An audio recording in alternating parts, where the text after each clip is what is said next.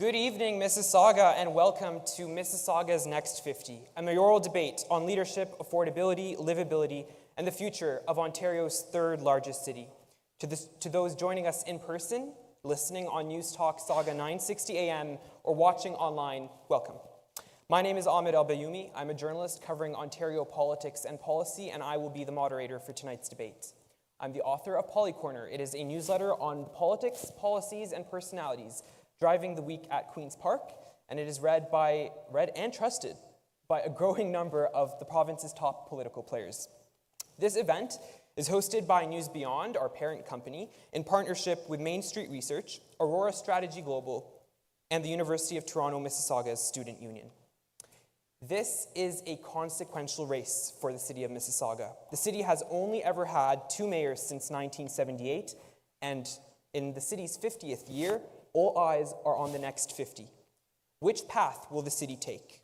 Will it stick to being a sprawling community with low-density development, or will it embrace high density and growth essential for transformation into a developed and lively city? Now, the race has big stake at the provincial level, and there's the provincial connection. The race was triggered by the resignation of Bonnie Crombie, now the Liberal leader, and at the provincial level, as I've said, there is a lot at stake. There are 5 themes for tonight's debates, and they were all selected by me: housing, transit and gridlock, crime and policing, taxation and city services, and Mississauga's relationship with the Ford government. We'll also include a lightning round to, keep things light, to get to know the candidates and to test their knowledge about the city. And we'll have a segment at the end, which will keep it a surprise, but we're calling it cross-examination, and you can guess what they'll be doing. We'll also have opening statements and closing statements. All the questions for this debate were determined by me, according to top local issues, based on conversations I've had with residents, and based on stories that I've covered at the provincial level. Now, let's be clear. Campaigns were only provided with a format, an overview of the format, and an overview of the theme. They have not seen any of the questions. And before we begin tonight's debate, I'd like to start with 2 elephants in the room. There are 20 candidates running for the city's mayor, each with a vision for the city's next 50 years. But to keep the debate manageable and to ensure that there can be a substantive conversation on the policies, we've only invited the top 4 polling candidates, according to the latest public opinion poll conducted by our partner, Mainstreet Research.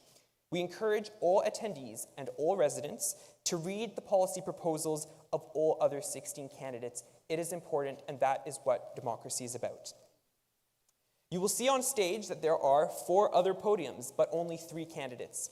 Carolyn Parrish was invited to participate in tonight's debate, but has declined.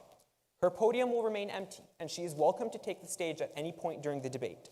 And we have conveyed to her and her team directly that we believe it is important that voters get to hear from her, as it is with all other leading candidates in this race. And with that, let's introduce the candidates. Dipika Damerla is the councillor for Ward 7. Before making the jump to City Hall, she was the Liberal MPP for Mississauga East Cooksville, serving as Minister of Senior Affairs in the Kathleen Wynne government. She worked in corporate banking at the RBC and at the Bank of Nova Scotia, and was a senior policy advisor to Ontario's Minister of Economic Development. She received an MBA from the Rotman School of Management at the University of Toronto. Please welcome Mrs. Damerla.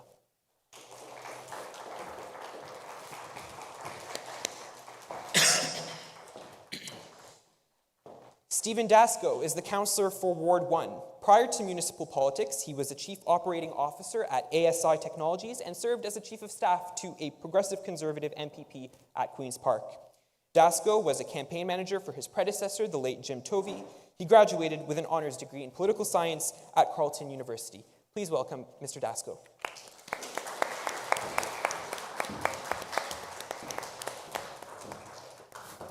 Our third candidate is Councillor Alvin Tedjo. He is the councillor for Ward 2. Prior to municipal politics, he worked in both the private and public sector as a senior policy advisor in the provincial government and a local Liberal candidate in Oakville, North Burlington.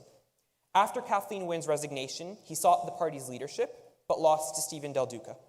Tedjo was Director of Government Relations at Sheridan College and Director of Strategy and Communications at Toronto Metropolitan University.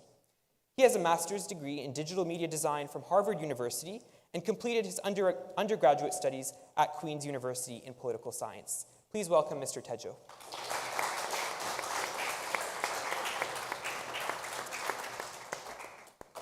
Good evening. Are you ready? Yeah, let's do it. Well, we'll start off with opening statements, but we're going to do things a bit differently. We've asked each candidate to complete the following sentence. My vision for Mississauga is. Each candidate has 1 minute on the clock, and candidates, you can see the time and follow along right here. We'll start with Mrs. Damerla. Thank you. Good evening, everybody. My name is Dipika Damerla, and I'm running to be the next mayor of Mississauga.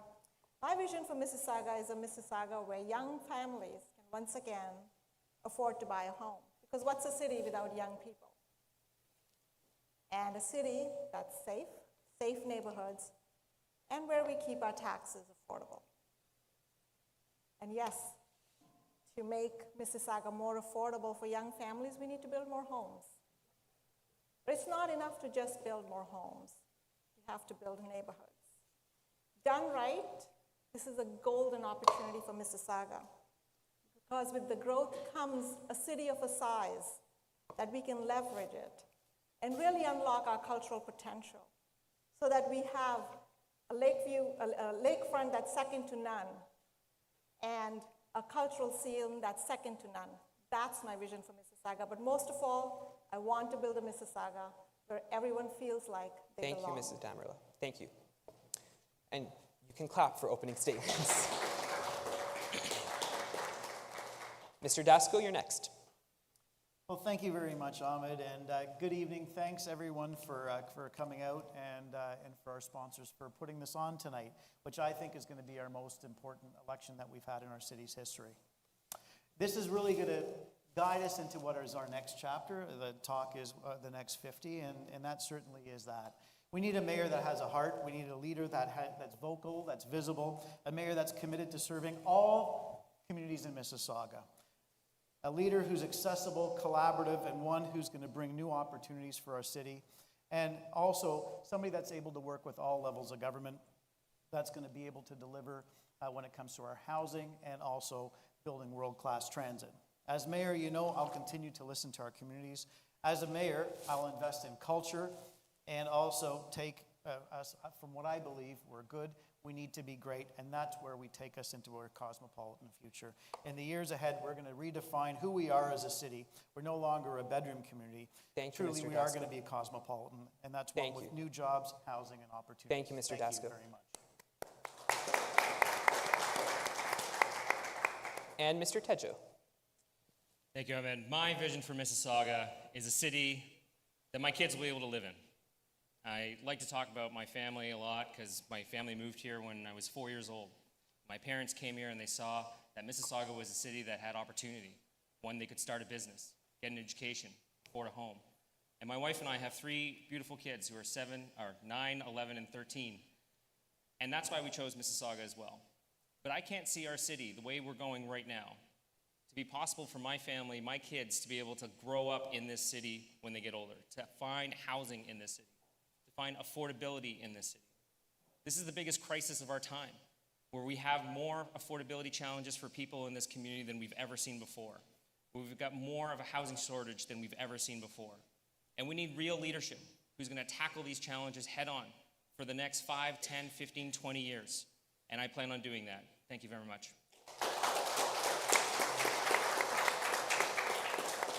Thank you, Mr. Tedjo. Now, audience, I'm going to ask that you keep the applause to a minimum after this. We will do a final round of applause at the end of the debate. We'll now start our first theme, housing and affordability. During each segment, candidates will be asked a general question and will get 1 minute to answer. After the first question, there will be an open debate period for 2 minutes and 30 seconds, which I will invite candidates to, go at it. And then we will ask a second question. The same question for each candidate, and you'll get 1 minute. Then it will be followed by 2 minutes and 30 seconds of open debate. At the end of each round, each candidate will get 1 minute to answer a unique question on this issue challenging their own record. As the cost of housing in Mississauga continues to rise, more people are leaving the city. According to a recent regional report, the housing crisis here is particularly acute, with virtually no pathways to home ownership for low-income households and limited pathways for moderate-income families. Rental options are down, rates are up. One resident says, housing costs seem to only be rising, and at this rate, it seems like my generation will never be able to afford a home like our parents could. With the current average home price at $1.1 million and the median household income at $102,000, how do you plan to make Mississauga more affordable to prevent more residents from leaving the city? And we'll begin with Mrs. Damerla. Thank you. To make housing more affordable, we need to do three things. We need to build more homes, we need to build them faster, and we need to find a way to build them cheaper. And my plan does all of these three things. To build faster, I'd like to streamline the approval systems. Mississauga can do better and must do better. It takes us too long to approve housing development applications.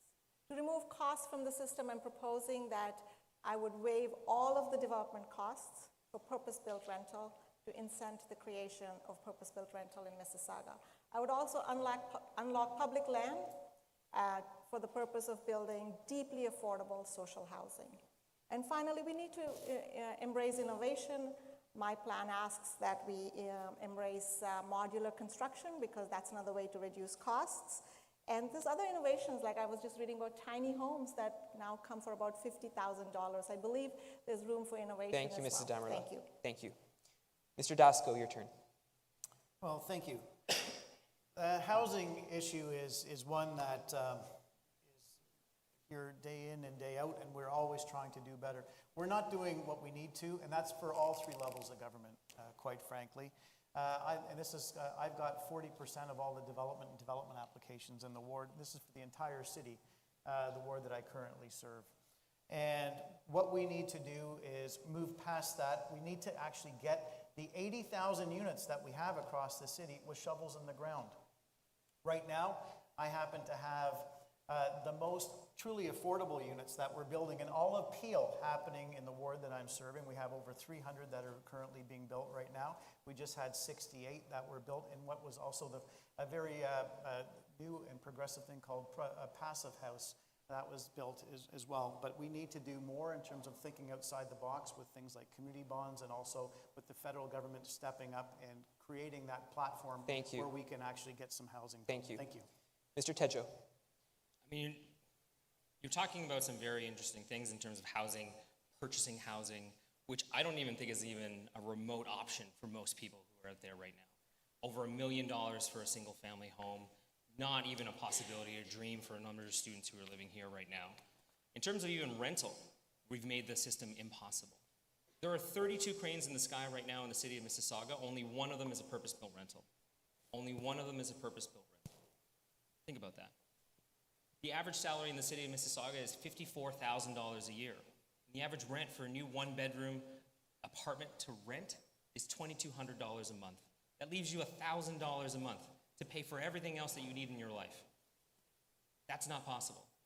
We drastically need change in terms of how we approach building housing in the city, how we get more affordable housing in the city, how we get more supportive housing in the city. And we need to implement every strategy that we have to get that done. I encourage you to go to my website, alvintedjo.ca/housing, and see the plan that we have in detail. Thank you, Mr. Tedjo. I'm now going to open the floor up for 2 minutes and 30 seconds of open debate. I'm going to ask Ms. Damerla to start. Your vision for housing in this in the city, and at any point, candidates, you can interject, and I will ask you guys to join in. Contrast your plans. So one of the things that I do want to say is the real issue, the elephant in the room is the market as well, and we have to acknowledge that.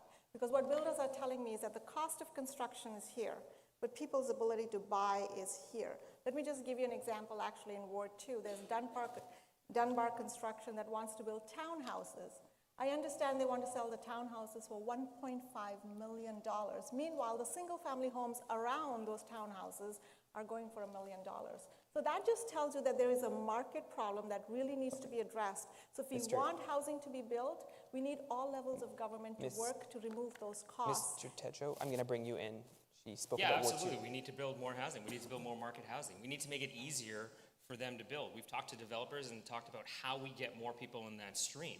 How do we give up public lands and say, you need to build affordable housing as 30% of this of this construction project so that we can guarantee that there's affordability, so that we can work with the provincial and federal government to guarantee that we have affordable housing units. And using the traditional definition, 30% of your income, not the new 20% below market rate. So it's incredibly important that we're looking at this in a specific way, that we're focusing on transit-oriented development as well, so that we can help people get around and build those connected communities. I'll bring in Mr. Dasko. Thank you. Well, also executing on what our official plans call for in terms of transit areas, and also building more truly complete communities. This is where the old model that we had in some areas of Mississauga was you would wake up in the morning, you'd walk down the street, you'd go to your place of employment, you'd come back. A lot of that was what was now you consider the Rust Belt in the old days. Now we're going to a clean, green future, and we need to not just keep up with the times, we need to lead with the times. And on top of that, building along those transit corridors, which truly makes sense to get people back and forth and get people out of their cars. So, I mean, we're talking about contrast as well, right? We want to see more building. We also can't limit the amount of building that we're doing in certain areas where we have more transit opportunities, where we have 2 or 3 transit lines in Port Credit or in Cooksville. We need to expand the idea of how much density and height that we can allow in those neighborhoods to continue building in those communities, so that we actually have those walkable neighborhoods that people can get around in. And right now they are being Mr. Tedjo? Yeah. Well, and part of that, a lot of it is along the lakeshore line, but keep in mind, we've already got a significant amount of density in the south end of the city between a railway track and Lake Ontario. And it's about getting people back and forth and building out the rest of our city, because we've got a very large city, and one that we do have plans on, things like the Milton Go all day as well. I guess I'm getting cut off at this particular point, but that's okay. Let me bring in Ms. Damerla. I just wanted to say, Alvin, you talk a good game and you keep talking about, okay, we need to intensify at Port Credit, but you've turned down not once, but twice a high-rise steps from the Port Credit GO station. So tell me about that. Like you just said, we need to increase density in Port Credit. We did not turn down any of that. That is not true. Yes, you turned it down. No, we not. We agreed to the settlement that Councillor Dasko worked on. No, you we voted agreed to against the settlement. it. You voted against it twice. All the votes that we've done are Mr. the same. Dasko. Right? You voted against my MTSA. Both of you voted against the MTSA but the point is in your my neighborhood rhetoric as well. But you're limiting Candidates, heights in the your own audience is not going to hear anything. Ms. You're Damerla, limiting you your can own go. heights in your own neighborhood. Okay, he's interjecting. I just Go ahead. wanted to finish. Your rhetoric doesn't match your actions. I actually went through all of your votes. You have turned down, you've been on council for a year and a bit, and you have turned down 15,000 units. You keep talking about I want to build more and how you're different, but you've turned down 15,000 units Mrs. in the Damerla. time you've been on council. You've made the point, Mr. Tedjo, and then I'll bring Mr. Dasko. Well, the practical reality is somebody that's actually going to tell you the way things are. And official plans and local area plans, they matter because they go with certain things. They go with things like infrastructure. For example, what was just talked about around GO train stations and that, first of all, you need to make sure that you've got capacity to actually flush a toilet as you go through and try to put people in housing. We're trying to find housing of all different types, but that's why we have planning departments, and also the province signs off on what is deemed appropriate density, because at the end of it all, you have to create communities. You cannot warehouse people, and this is what we need to do, is focus on building true, complete communities, but also follow the principles of what's actually under the ground and what's around you right now. Thank you. Schools, parkland, community centers, libraries, all these things, they truly matter. Okay. Councillor Tedjo, you have 10 seconds. I mean, Councillor Damerla also voted against townhouses and these projects. We support one another when we're on council together, not running for mayor against each other at the same time. And we follow the lead of the local councillor. And we've done the projects that we think are appropriate for the city, but we absolutely need to build more housing. Thank you. That is the first question, and if this is how the debate is going to go, I love it. Our second question, Mississauga was denied provincial funding after failing to achieve the province's mandated housing targets.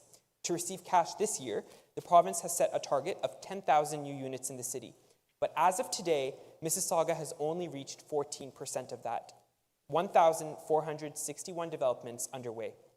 Though the city has urged the province to reconsider how it measures municipalities, Minister Calandra has been clear. A permit is not a shovel in the ground or a home to live in. Do you believe that these provincial targets are achievable? And if so, how does your approach ensure that Mississauga expedites the construction of remaining sites necessary to secure the new funding? I'm going to begin with Councillor Damerla.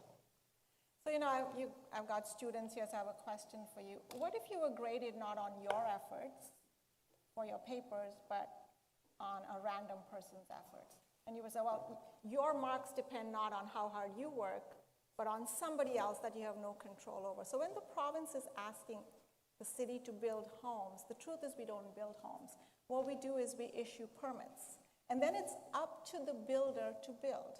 I can tell you in my ward, when I got first elected in 2018, there was a townhouse complex that was just approved by the city. 6 years later, not a shovel in the ground. The owner of that property is just sitting, he's not building. So it's inappropriate for the province to say, Mississauga, you're going to be measured on the number of homes you build, because we don't build homes. We should be measured on the number of permits we have issued. And as you've heard before, probably right now in Mississauga, somewhere between 50,000 and 80,000 units are pre-zoned. Thank you. Builders can pull a permit, but they're not pulling Thank you. it. Thank you. Mr. Dasko. Well, first of all, we all need to do our part, and that means all levels of government without casting blame from one side to the other. And quite frankly, I firmly believe that we lost out on funding because we didn't have a seat at the table having a full-time mayor and one that's going to work with somebody with a nonpartisan approach. I think that's significant. Because really, what we're trying to do is get those shovels in the ground. Having a move it, use it or lose it type of approach is the only way to go, because really, right now, we have projects. I have one in my ward that's been sitting there for 32 years that could house 400 people. And that's purpose-built rentals, and that right now we could get shovels in the ground, but 100%.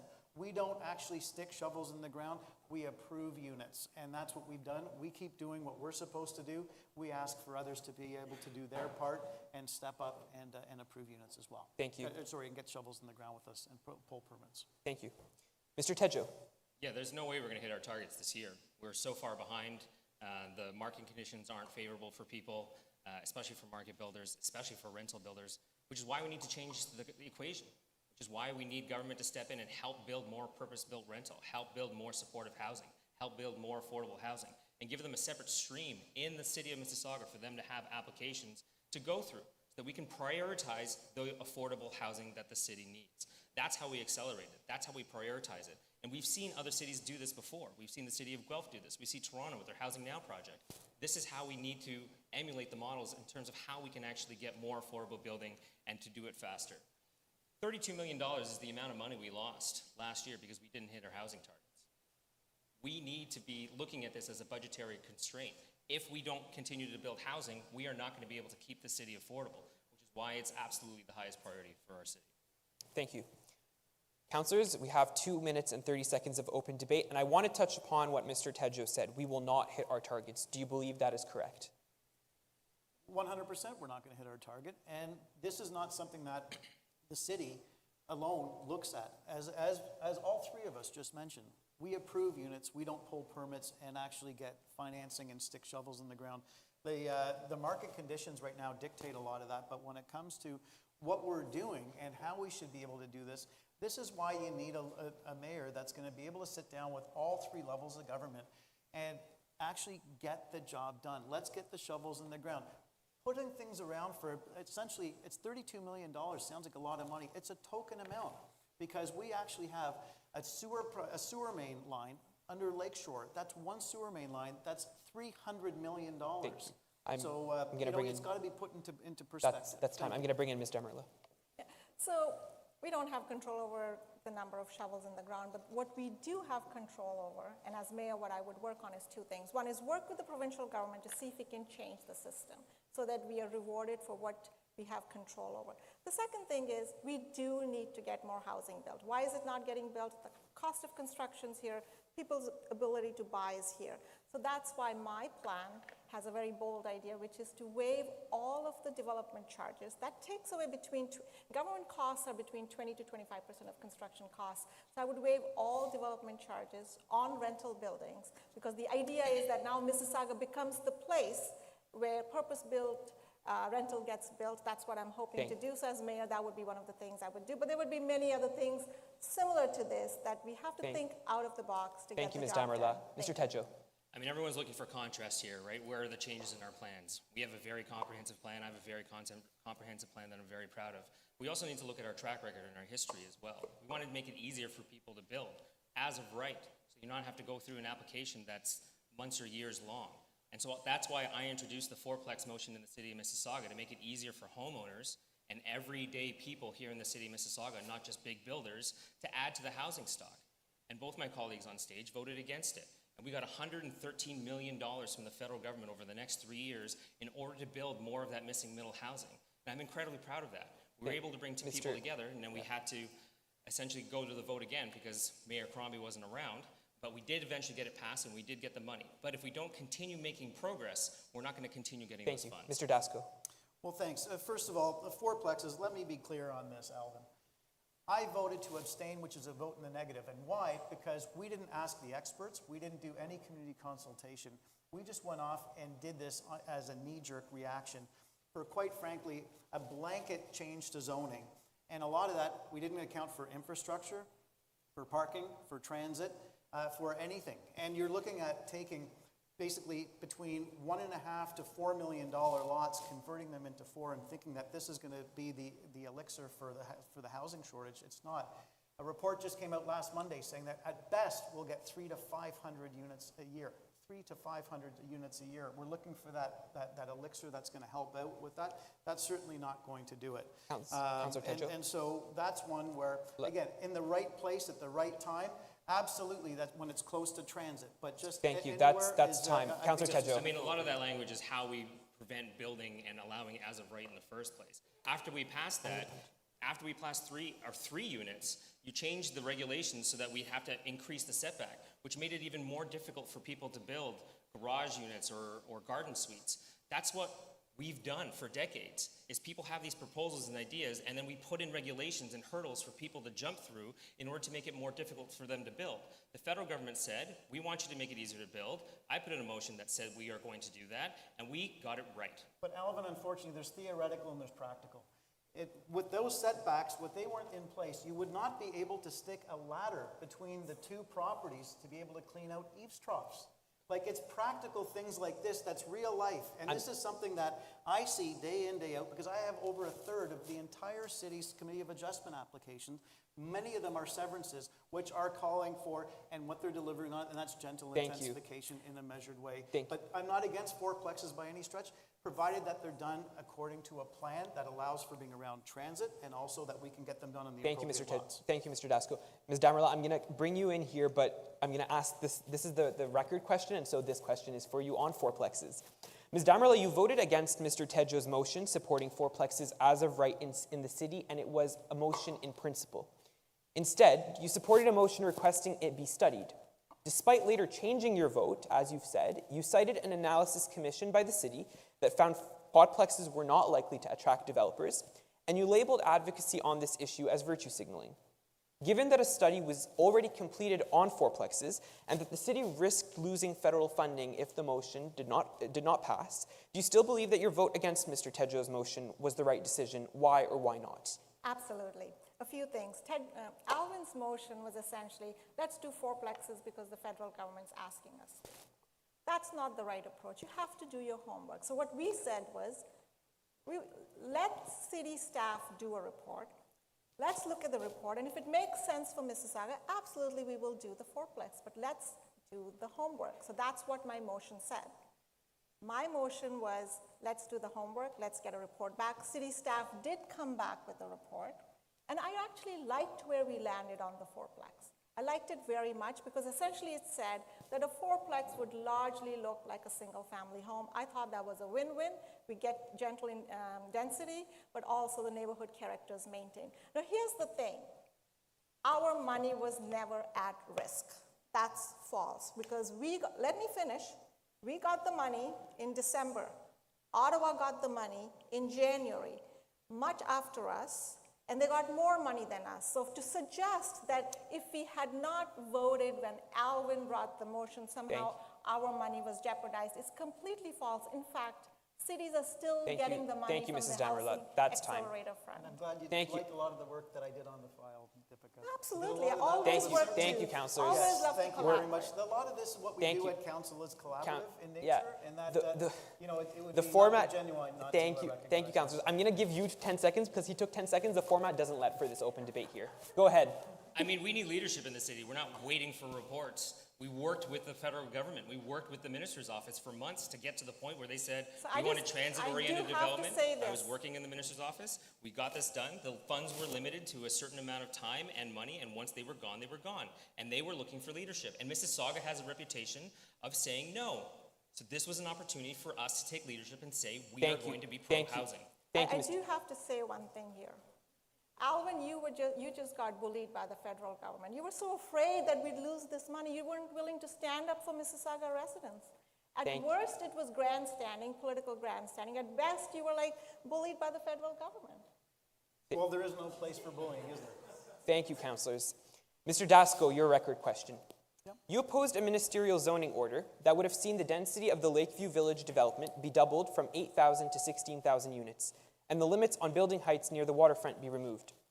You said at the time that it would lead to extreme intensification, even though the province insisted it was necessary to meet Mississauga's mandated housing targets. You got what you wanted, the Ford government reversed the order, but Mississauga failed to achieve the targets. And so my question is, how do you reconcile your opposition to this project with the city's failure to meet those targets and receive the provincial cash? And I will remind, before you answer, I will remind candidates, this is 1 minute of just an answer. Yeah. And Well, then first of all, I just want to clarify, you actually didn't get that correct, because they did not reverse the MZO. They steadfast with the MZO. They reversed the Greenbelt, but they steadfast with the MZO. What we had set up in Lakeview, and I've been a part of this for 15 years, and people say that took a long time. It was concept. A lot of it was through a gentleman named Jim Tovey, who was my predecessor, who did a lot of this. Clean, green future, one with a complete community. This is something that we all pushed for. We wanted to have that housing. We wanted to have the density. It was the right amount of density. And that's what we came up with. It started at 6,800 units. We moved it up to 8,000 units, 8,050 units with 9,000 employment positions, 67 acres of parkland, and we had transit that was in place for all of it. A complete, well-studied, well-thought-out, executed community that was meant to be mid-rise. What they did was they came out and they it's like somebody basically taking a cooler and dumping it on a sandcastle after you built something. Thank you. Because that actually held up building. Thank you. Instead of getting shovels in the ground. So I just wanted to be clear on what exactly that is and what was being voted on. And absolutely, because you need to build in a measured way or else you actually hold back. Thank you, Mr. building. Dasko. Thank you. Mr. Tedjo, your housing plan includes providing incentives to developers, such as reducing developer charges, to promote the development of affordable and market rental units. How would you ensure that these incentives result in the creation of affordable housing units rather than being exploited by developers solely to maximize profit? Yeah, so the example here is one that Toronto Housing Now has already done, where they've guaranteed the affordability in title on the property that is being provided. Right? The city comes, or the municipality, or the province, or the federal government comes, gives the land, and coordinates an agreement that says this will be affordable at 30% of someone's income for 99 years in the case of the federal government. And in terms of what we've done recently with the Housing Now funding, we've done it for 25 years. And our staff have used existing contracts to make sure that this isn't going to be something that we lose. Thank you. And that concludes our first section. Feel free to applaud.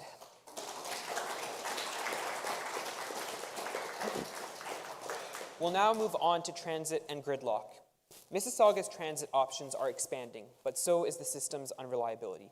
Late last year, the council approved a $3.9 million boost to restore MyWay service levels to what they were 7 years ago. Still, for many, it's a broken system. Students like Jan, a student at the University of Toronto, Mississauga, says, I often feel stranded when I'm trying to take transit. It either does not run on time, does not run frequently, or there is overcrowding, and the city is not doing enough. In many areas, it feels like a desert. For residents and students like Jan, how do you plan to improve the reliability and the frequency of transit services in Mississauga? And we will begin with Councillor Dasko this time. Well, if anyone's thinking that our system isn't what it should be, they're right. It's not. We also have to listen to people that want to ride and take MyWay. We've taken our eye off of that, and that I've been vocal at City Hall about.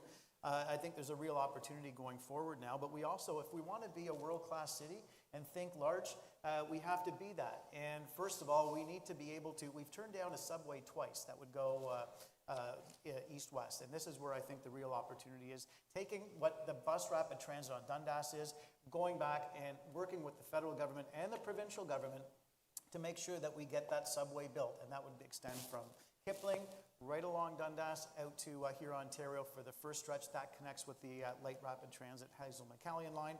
That gets us moving in a measured way, and also down in Lakeview in terms of that MZO, because you're sticking the town of Belleville into a very tight confine between the lake and Lakeshore to be able to actually now extend the streetcar that terminates at Long Branch, bring that in through East Avenue, run that up through down through Lakeview, and that would be the essentially a large loop that would service a lot of people and get people moving and get people working. That's time. Thank you. Same question, Councillor Tedjo. I think it's Jan, not Jan, but there he is. Sorry. I remember taking My Way, or when it was Mississauga Transit back in high school, and My Way was great if you wanted to get to Square One. And that was basically what we saw Mississauga Transit as a way to get in and out of Square One. We've evolved as a city much more than that. So 15% of people take their trips, daily trips, on transit. We know that down in Clarkson, it's the third busiest GO station in all of Ontario. Yet, we don't have everyone else looking at using My Way as a realistic option because of the frequency, because of the reliability, and because we haven't put enough money into the system. In previous years, we've looked at it as a way to, how do we spend as little as possible to make sure we have a good enough service? Versus what we need to do, which is invest in the program and make sure that we're providing people an option that's actually better to get around the city, which is why we have a plan, I have a plan to make sure that you can get around on rapid transit to every corner of the city of Mississauga, and to do it with bus rapid transit instead of LRTs, because we need it built in years, not decades. Thank you. And Councillor Damerla. Thank you. I had the opportunity to meet with Jan and Darius. Do I remember that correctly? Name? Cyrus and Jan, and one of the things I learned was that the Route 26 is a bit of a problem, and that's why the commitment I have, because as I understand it, Route 26 just drops students off at Burnhamthorpe, and you have to walk all the way down to UTM. And so one of my commitments to improve service for UTM students is to introduce a bus route 26A that would actually loop down on Mississauga Road, drop you off at UTM, and then loop back up, and then start going back on Burnhamthorpe. So that's something very specific to UTM that I would very much like to do, because I think that will help increase connections. But bigger picture, the one thing that I can say is we are intensifying in Mississauga without building the transit we need. And when you do that, when you intensify without building transit, essentially you're repeating the same mistake, which is we built our subdivisions that are car dependent, and now we're building our high-rises that are car-dependent. Thank you, so Councillor. I have a very robust transit plan, because we cannot intensify. Thank you, Councillor. We'll come back to you, but this is now time for 2 minutes and 30 seconds of open debate, and so I'll let Councillor Dasko, you can start us off. Well, I think we're seeing things in very similar ways. We're acknowledging that there's problems, and the first that's the first big part of it, is to acknowledge that you do have a problem. But the reality is it's always the chicken and the egg. And you'll say, well, okay, we'll put this intensification in, we'll put this transit in, but then you'll have to intensify around it. Well, what we have failed to look at is the fact that we already have existing communities. Mississauga is built out, so now it's the point is, where do you want to target that? That's why I talk about Dundas, because that's an area that's slated for intensification. It makes a ton of sense. We need to be able to make it walkable, complete, and this is a real great opportunity to make that connection. But let's focus on targeting where we're going to make our starts, but also retweak our bus lines to make sure that they're actually servicing who we need to. Mr. Tedjo. Yeah, this is all related to housing as well. We want transit-oriented development. That's going to be in specific communities around our mass transit station areas. But we also need to make it easier to build along those lines as well. We need 6 stories as of right along main streets, especially along transit corridors, the way Toronto just did, to show us that we can actually build and get more housing built along transit lines. So we're giving people more options, because we can't just rely on every single person who's living in the city of Mississauga to have 1 or 2 cars to get around the city. 1, it's unaffordable. 2, it's bad for the environment. 3, gridlock is terrible. So we need to give people real options to get rapid transit around the city of Mississauga, whether you live in the northeast or the southwest, so that you can actually get to your jobs and support the people that you need to support. Mrs. Damerla. I think we're really aligned, all three of us, on the need for transit. We all agree that we need to build more transit. And I have a plan, Alvin has a plan, and Stephen has a plan. And the fact is we probably need everything that all of our plans need, say, because we need a lot of transit. It's just a matter of how we prioritize.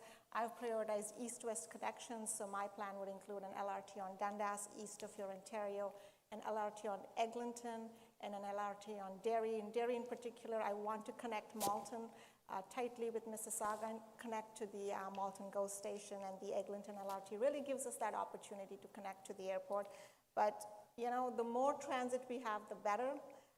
And I also agree that if the subway comes to Sherway Gardens, which Toronto is looking at, if that happens, then it's a hop, skip, and jump to Mississauga and fight like hell to bring the Councillor subway Tedjo, to Mississauga. 15 seconds. So it's true that we do all have maps that people have drawn lines on, but you know, LRTs, I didn't have any kids the last time we announced an LRT in Mississauga. It's still not built.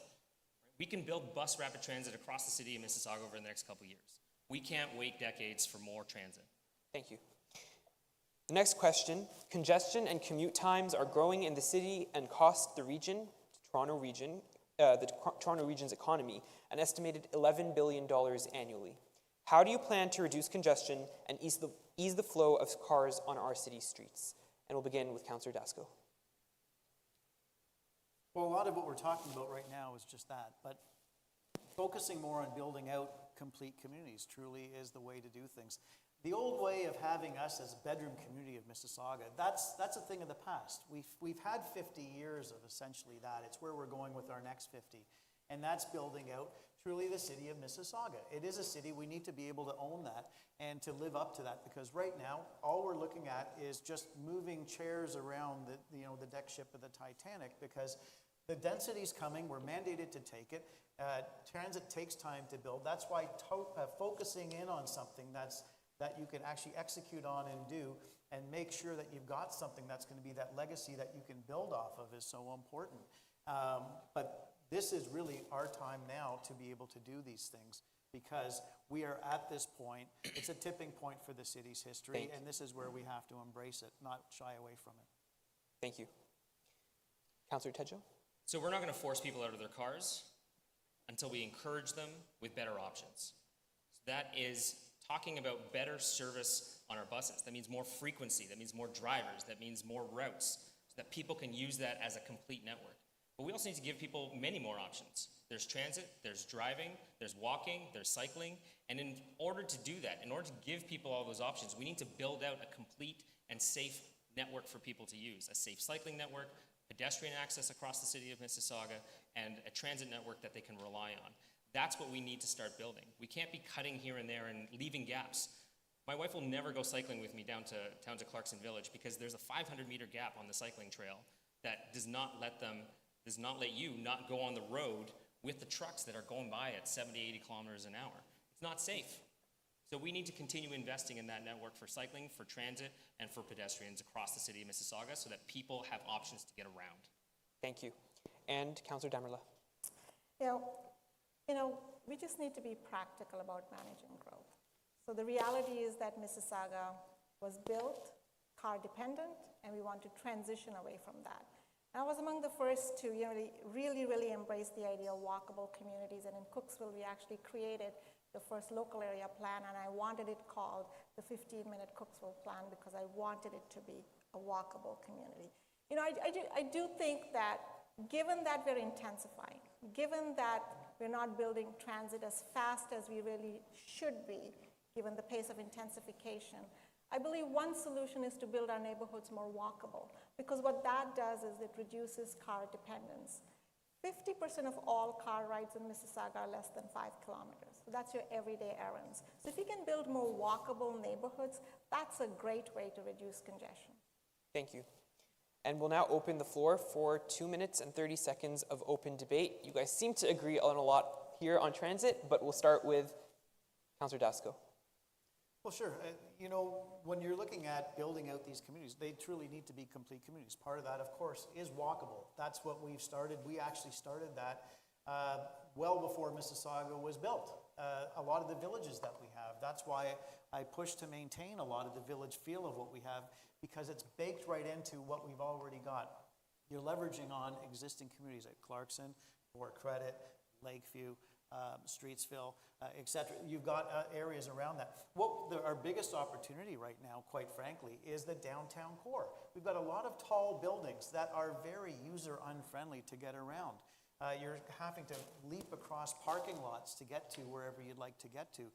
To pull those out, we had Downtown 21, which is a great plan that's been sitting on a shelf, to move our buildings out towards the streets, and also the downtown loop that was put back in for the light rapid transit, the Hazel-McCallion line.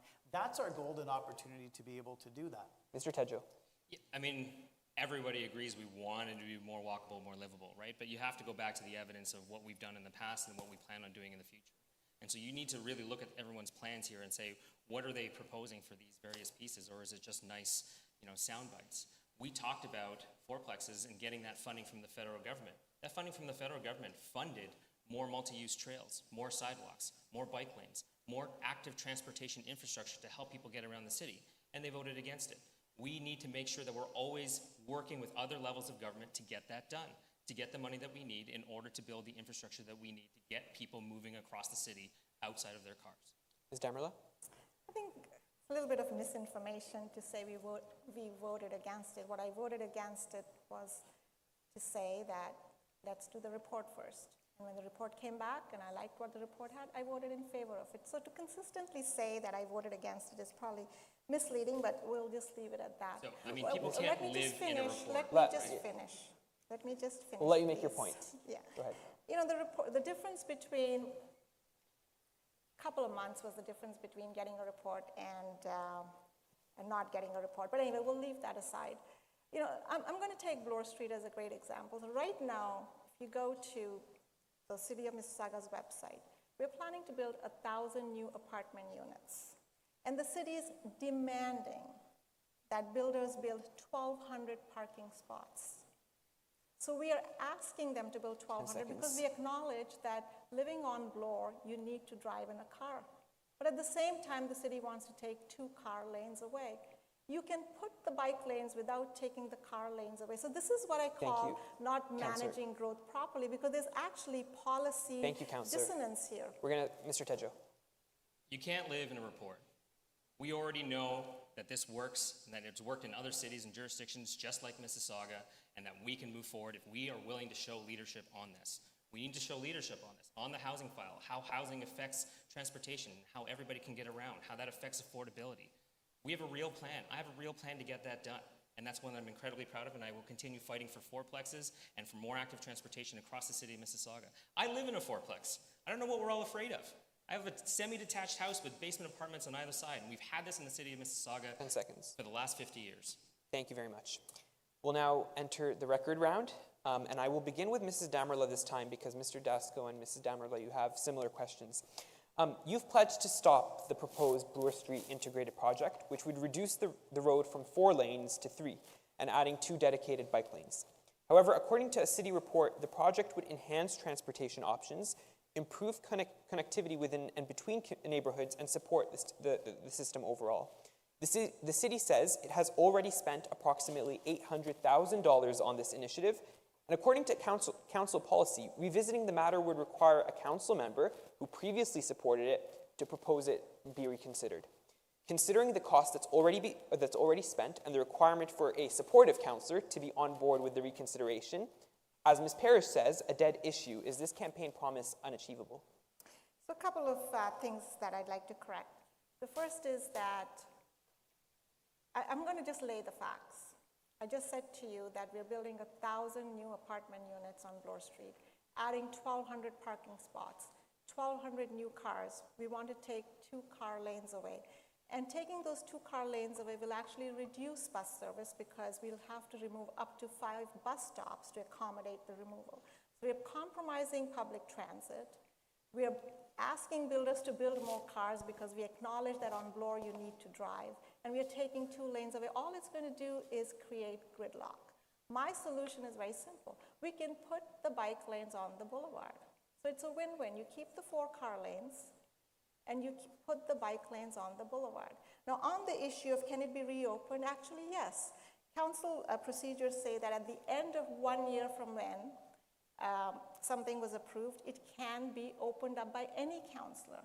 So on June 28th, which is the 1 year anniversary of the original approval, any councillor, including councillors who voted against it, can bring a motion to reverse it. Thank you, Councillor. Mr. Dasko, on the same matter, despite voting in favor of the proposed car lane removal, you're pledging to undertake a review of it. Can you explain why you now believe that the project requires further review? And if you do believe so, why did you vote in favor of it to begin with? Well, first of all, I want to clarify yet again, my apologies, but what I've said is I would move a motion to have it reviewed. That would have to be accepted by council. Right. That's a majority of council.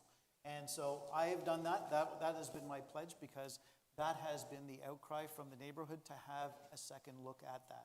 And that's what I have pledged to do, and I'm going to stick by that. Thank you. Thank you. And Mr. Tedjo, given the recent budget boost to My Way that only returned service levels to that of 7 years ago, and the existing infrastructure gap in the city, how feasible is your proposal to enhance bus frequency on key corridors? Absolutely. So we've been challenging My Way and the staff to deliver better service. How do we get more drivers? How do we get more buses? And so they've come back and said we need more infrastructure in terms of a new bus shelter or a new depot. We need more investment. And we've been going back, as the Vice Chair of the Transit Committee, going back and saying, ask for it. Tell us what you can do with more resources. How do we guarantee that we're not having buses that are completely full driving down Burnhamthorpe and having their doors closed and not letting people get on because they're full, right? How do we make sure that we're looking at our busiest lines along Derry, where they're well over 2 times over what they were pre-pandemic, to make sure that that's where we're going to be investing in rapid transit to help people get to the most employment zones across the city of Mississauga. This is about priorities. This is about leadership in the city of Mississauga to make sure that we are building and providing the transit. And our plan expansively looks at where we can build and does it in a responsible way to make sure that we are providing the right routes and options for people to get around the city. Thank you. And that concludes our transit and gridlock segment.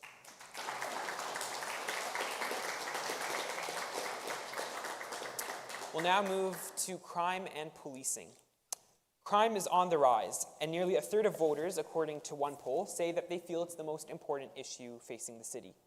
Peel Regional Police's data shows that between 2021 and 2022, there's been a 20% surge in crime, while auto theft has doubled in just 2 years, and 911 call volume is up by 23%.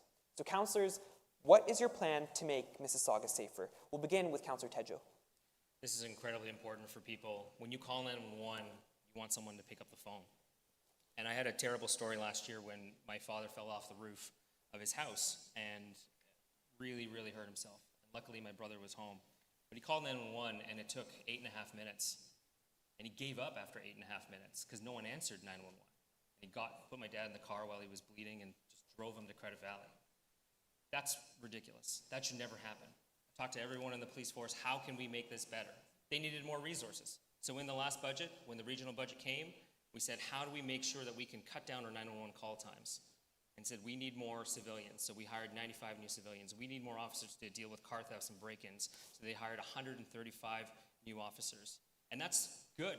That's a good step to get us there, to reduce those wait times, but to also make sure that we have people on the streets who are patrolling, who are looking and deterring the criminals and gangs who are taking advantage of our streets right now. And I'm glad that Councillor Damerla and I voted for that, but unfortunately Councillor Dasko did vote against the regional budget. Thank you, Mr. Tedjo. Ms. Damerla. The story you just heard from Alvin should never happen to anybody. And that's why I was very, very proud to vote in favor of increasing the police budget so that we could hire 135 new officers and about 90 civilian officers so that the 911 capacity can be increased. But fundamentally, if we want change, we need some changes to we need bail reform and criminal code reform.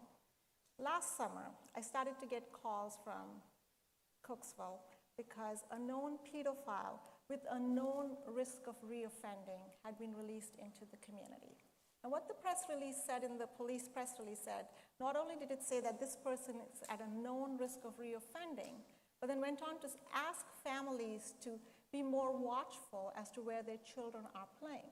So now we've put the onus on families and the community to stay safe because they've released a pedophile into the community. So we need bail reform and criminal court reform. That is really, really essential. Without that, we can keep adding to the policing budget. It's not going to fix the problem. Your time is up. Thank you, Ms. Damerla. Mr. Dasko, your 1 minute. Thank you very much. Well, first of all, I'm actually the one that's delivered along with anybody here, because I've worked with Chief Nish to actually get a third division. It's funding in place for land to be purchased to have a third division. Right now we have 11 division, we have 12 division aside from headquarters. This is the time to actually improve our footprint as we're intensifying right now. As we're growing, we need to grow along with it. And this is also where we need another courthouse. We have one courthouse in the city that's bursting at the seams, and we're not able to get the job done that we need to. So this is an opportunity to do that, and also to work with other levels of government collaboratively to make sure that we get bail reform that we badly need, and to also make sure that we're treating car thefts more than just having property stolen from your house. This is a real great opportunity for us to be able to have somebody that actually can work with other levels of government to get the job done, and the time is now to be able to do it. Thank you, Councillor. We will now open 2 minutes and 30 seconds for open debate, and I'll start with Councillor Dasko. Councillor Tedjo says that you voted against the police budget, so you can go at it. Well, as a matter of fact, no, that's a misnomer. What I had asked for at the time for our Peel Region budget, which would have been at the time with separation looming, it would have been our last budget. The City of Mississauga had an increase of 2.3%. The Region of Peel came in, which was going to be its last swan song budget, at its absolute highest budget they've ever put forward at 4.5%. Talk about insecurity when it comes to people living on the edge and not being able to afford anything. This is not the time to come in with a 7% tax increase on everybody. I asked for efficiencies. I demanded efficiencies. They didn't come in with it. They actually came in with 200 full-time hires, over 200 full-time hires. And this is why that was an inappropriate budget, and I'd vote against it again because it was not good enough for the residents of Mississauga. Thank you, Councillor. Mr. Tedjo. So I hope that means you'll vote in favor of my tax freeze when we bring it for the city of Mississauga. But also we're talking about Alvin, crime and policing. For mayor that you're talking about no, I voted twice. I voted twice in the city of Mississauga, both times, to lower the taxes in the city of Mississauga budget, not the Region of Peel. In the city of Mississauga budget, I voted with Councillor Hornick and with Councillor Butt to lower taxes in the last 2 budgets. But we're talking about crime and policing. We also need more scanners at the ports and here in the Region of Peel. Fewer than 1% of every container is scanned before it leaves this country. And we've already talked about how the federal government needs to step up, but that's especially where they need to step up so we can recover and recuperate more of the vehicles that are being stolen here in the city of Mississauga. We also need to deal with jurisdiction, where the cars, where you can see on your app, are being stolen and you know where it's going, yet the police can't go and get it because they can't cross the jurisdiction of the rail yard in order to get there. But we're working with Peel Regional Police. They're doing a great job leading the way in terms of their car theft in order to make sure that we stop this. Councillor Dasko, a response? You know, I'll just let that go because, quite frankly, where does one begin? It's just simply not true. Ms. Damerla, I'll bring you in. In addition, the other thing that I really want to look at is bringing back community police stations. We used to have them, then we got rid of them. And maybe it's time to think about that. And the second thing is that, as mayor, you have the opportunity to sit on the Police Services Board. And one area that I would really, really want to look at, if I had the opportunity to sit on the board, is the police using technology? Are we using technology properly? I'm just going to go back to the pedophile case, because one of the first things I asked was, so now that he's in the community, does he have some kind of a monitoring bracelet? And they said no. That they were following him on foot. Now, how efficient is that? I don't know. I don't know all of the answers, but it's a question worth asking. Thank you, Councillor. We're going to ask another question on the police budget. A historic 14% boost to the police's budget was approved for this year's budget, but it's not the first increase above the rate of inflation. The police received an 8.2% boost in 2023, 7.6% in 2022. With crime still on the rise despite the increased funding, how will you as mayor enhance transparency and accountability in police spending, Do you support providing additional money to the police? And we will start with Mr. Tedjo.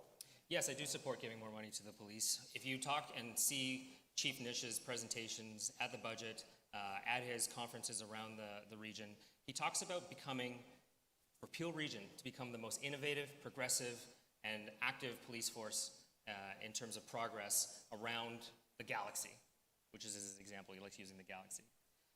But that's a good thing, because we've seen so many new innovations in policing where they acknowledge that a police officer isn't always the solution to a particular incident, where they are partnering with the Ministry of Health to bring in mental health workers to go with them and to go in with unarmed officers so that they can de-escalate the situation. They're leading the way, and I applaud Peel Regional Police for doing that. But at the same time, the chief always acknowledges the fact that for Peel Region, with 1.5, 1.6 million people, does have fewer officers than most organizations or like municipalities around Canada. And we need to get that average up, and then we need to hold them account. Thank you, Councillor. Ms. Damerla. Yeah, absolutely. I was proud to support the increase last year. Every budget's different, and the police has to make its case to council. So we'll have to see. I will not answer a hypothetical question, but it is true, as Alvin said, that our per capita police population per capita was on the low side for Mississauga.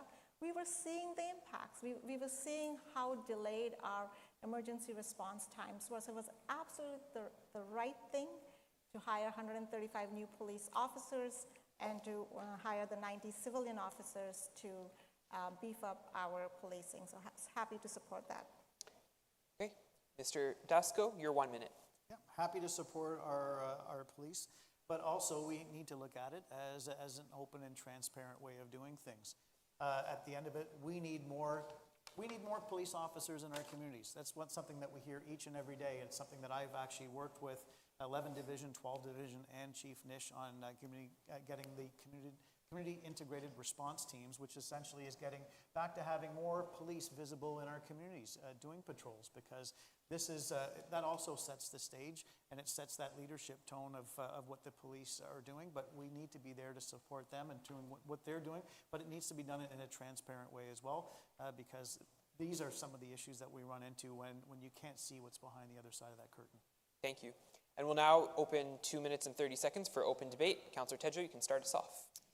So, I know she's not here to defend herself, but there is an empty podium next to me. And I think it's very important that we're talking about the relationship with police that this potential mayor, former councillor, has. Because it's a very difficult one to square. And I think that's why, one of the reasons she's not here. She doesn't trust herself not to say something insulting or offensive to the police. Look at some of her records and what she said in the past. She was sanctioned by the Integrity Commissioner and Regional Councillor for saying that a black deputy police chief only got her job because she was a woman and because of her skin color. That's incredibly offensive and incredibly inappropriate, and it was the right thing for council to sanction her at that time, and for the Integrity Commissioner to say that's inappropriate. But you have to keep that in mind when you're going out to vote and deciding who you want on the police board, who do you want representing your city when it comes to crime and safety, and how they're going to react as well, working with somebody like that. Thank you. Councillor Damerla? I mean, I've spoken everything that I wanted to on crime. I think we need to plug the hole, and plugging the hole is we need criminal code reform. The federal government has said that it's going to start doing it. I'm disappointed that there's no timelines. For a very long time, police has been asking that it's time we stop treating auto theft as property crime and start treating it as organized crime. It was good to hear the federal government say they want to move on it, but no timelines. We absolutely need bail reform, and as mayor, this will be my priority. Can I change it? No. But as mayor and as councillors, we deal with the downstream consequences of not having bail reform and criminal code reform. So I will do everything in my power to advocate for these changes. And the other thing that I commit to is supporting our police, making sure they have the tools they need, and I look forward to having that opportunity to sit on the Police Services Board to have a constructive conversation with police and understand how we can support them and to make sure we're using technology. Mr. Dasko. Well, having experience that matters, that a track record of getting things done, that's what we need, setting that tone going forward, because Leadership matters, and this is one of those times right now where it doesn't matter what level of government we're at. Blaming one side or the other doesn't get us to where we need to get to. It doesn't get your car back. It doesn't get your house from being broken into. It doesn't have assaults or mental health issues taking place. This is where we all need to come together, own it together, and come up with real solutions now, not 5 years, 10 years down the line. Thank you. And that concludes this round on crime and policing.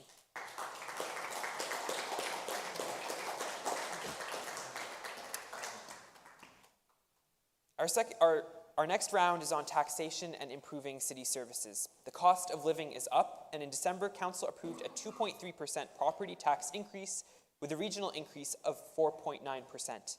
Was this increase, in your opinion, acceptable? Why or why not? Mrs. Damerla.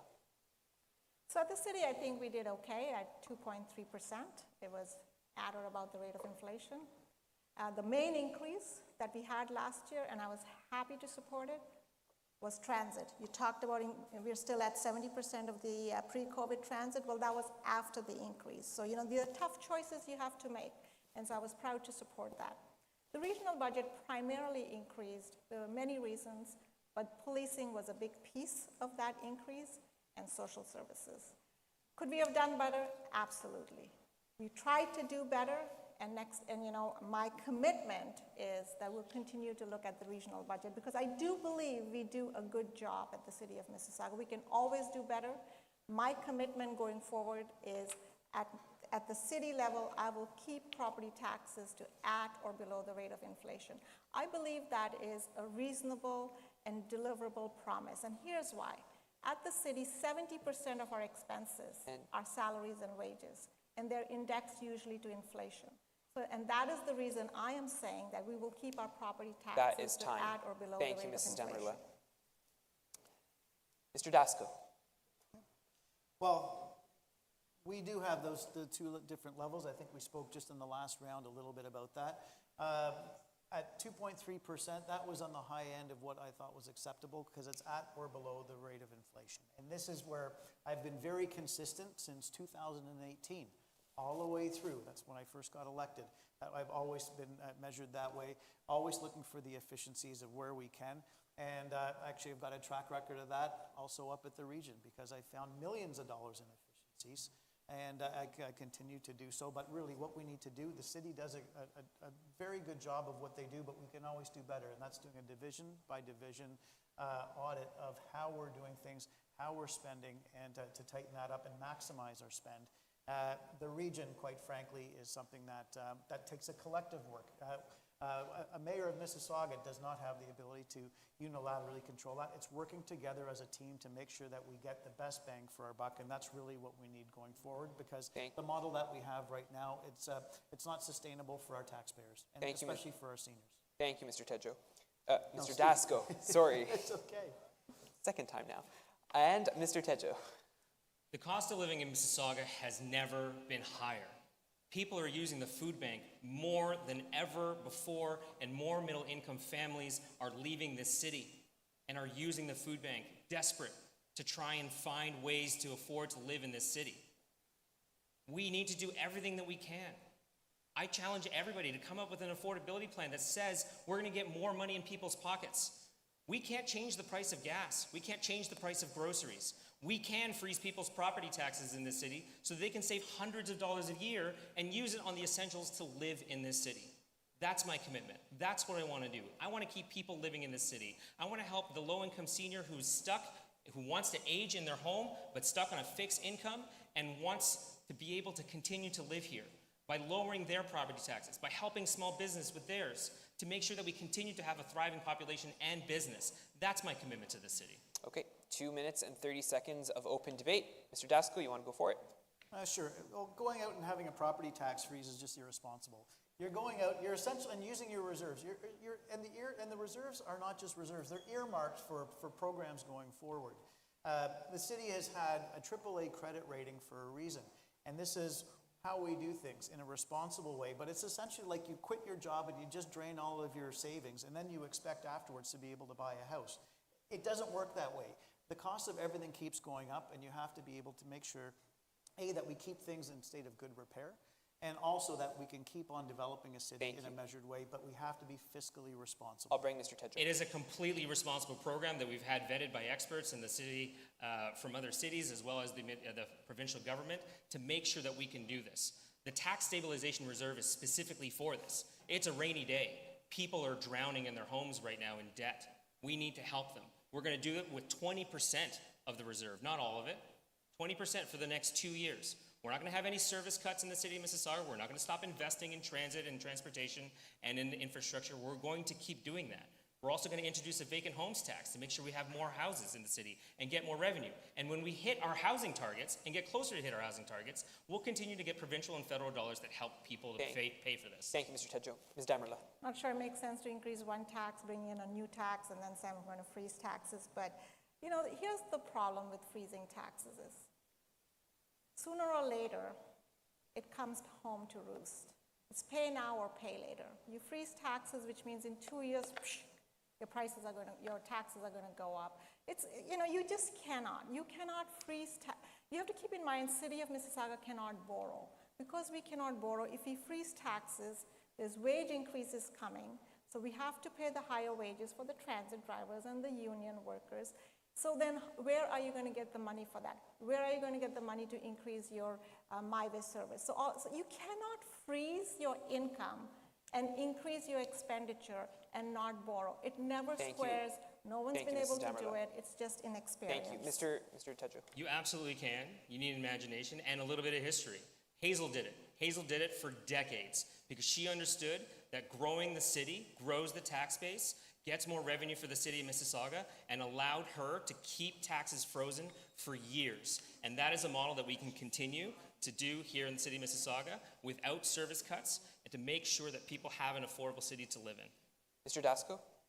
Well, we certainly don't have, I don't know what I have, 20 seconds to address that. I mean, that's, wow, that's pretty incredible.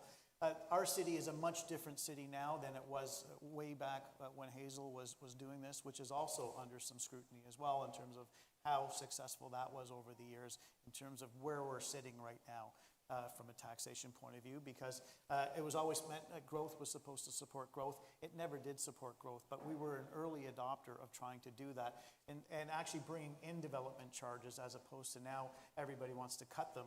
But at the time, it was we're talking about apples and oranges. Thank you, Mr. Dasko. Second question, despite a rise in taxation, city services are still on the decline, and according to the city, any savings found additional savings would negatively impact service delivery. The city reported a $44 million infrastructure gap this year, and while a proposed adjustment would have resulted in $24 savings for residents, $6.4 million for critical infrastructure would have been lost, according to the city.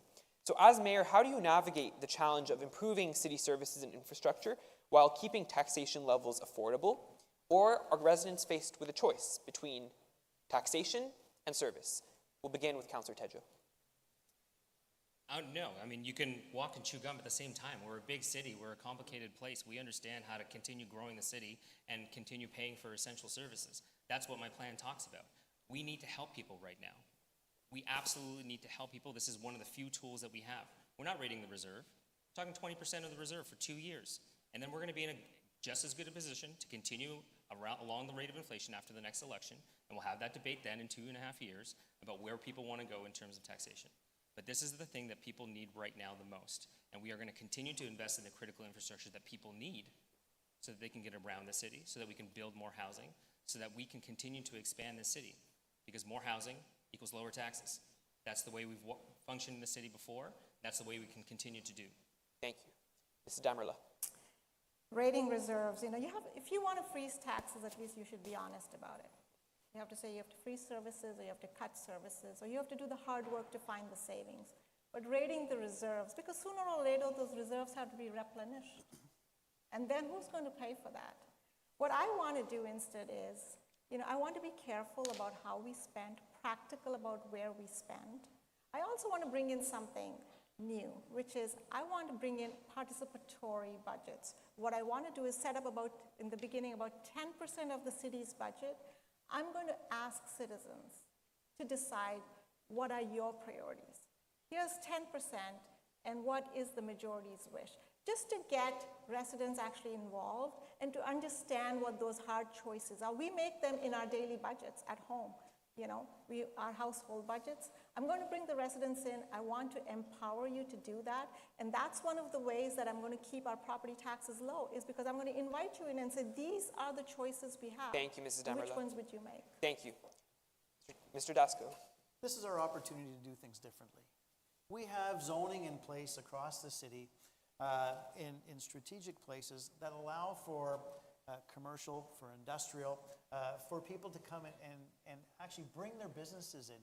We need a mayor that's going to go out and court businesses, Fortune 500 businesses, to come in, future-thinking companies, foster growth and innovation, and bring that in, because that really is going to be our new revenue source that we're doing things. It's not how can you pick and choose which companies come in. You want those companies to come in. We had a great announcement not that long ago from AstraZeneca. $500 million, 500 jobs, and this is for rare disease R&D. And these are the types of things that we need to be doing. We've got the infrastructure there. We've got the airport.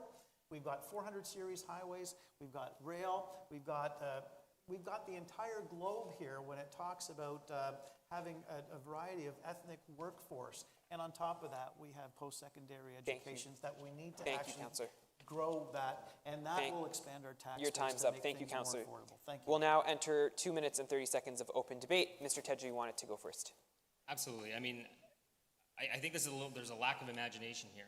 I think there's a lack of a willingness to understand the severity of the problem and how much people are struggling right now. And my question is, why do you not acknowledge that this is a problem? Why do you not have a solution? Why don't you want to help people? Why don't you think this is a serious problem that needs to be addressed, and have the city of Mississauga do everything that they can do? By using 1/5 of our reserve, you're saying that's irresponsible? We're talking about people's lives right now who are relying on food banks, where we're having 400% of our shelter capacity. We need to be doing everything we can. We're not raiding the reserve. This is a responsible solution to a problem that people are facing right now. So come up with a plan. Ms. Damerla, you can come in.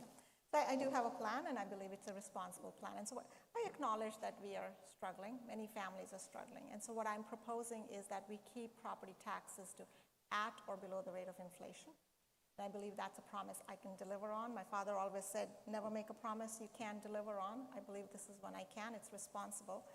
And, the other thing is, when we talk about imagination, but imaginary math doesn't work, and that's the problem. Of course, we'd all love, every politician would love to be able to freeze your taxes, increase your services, and incur no debt.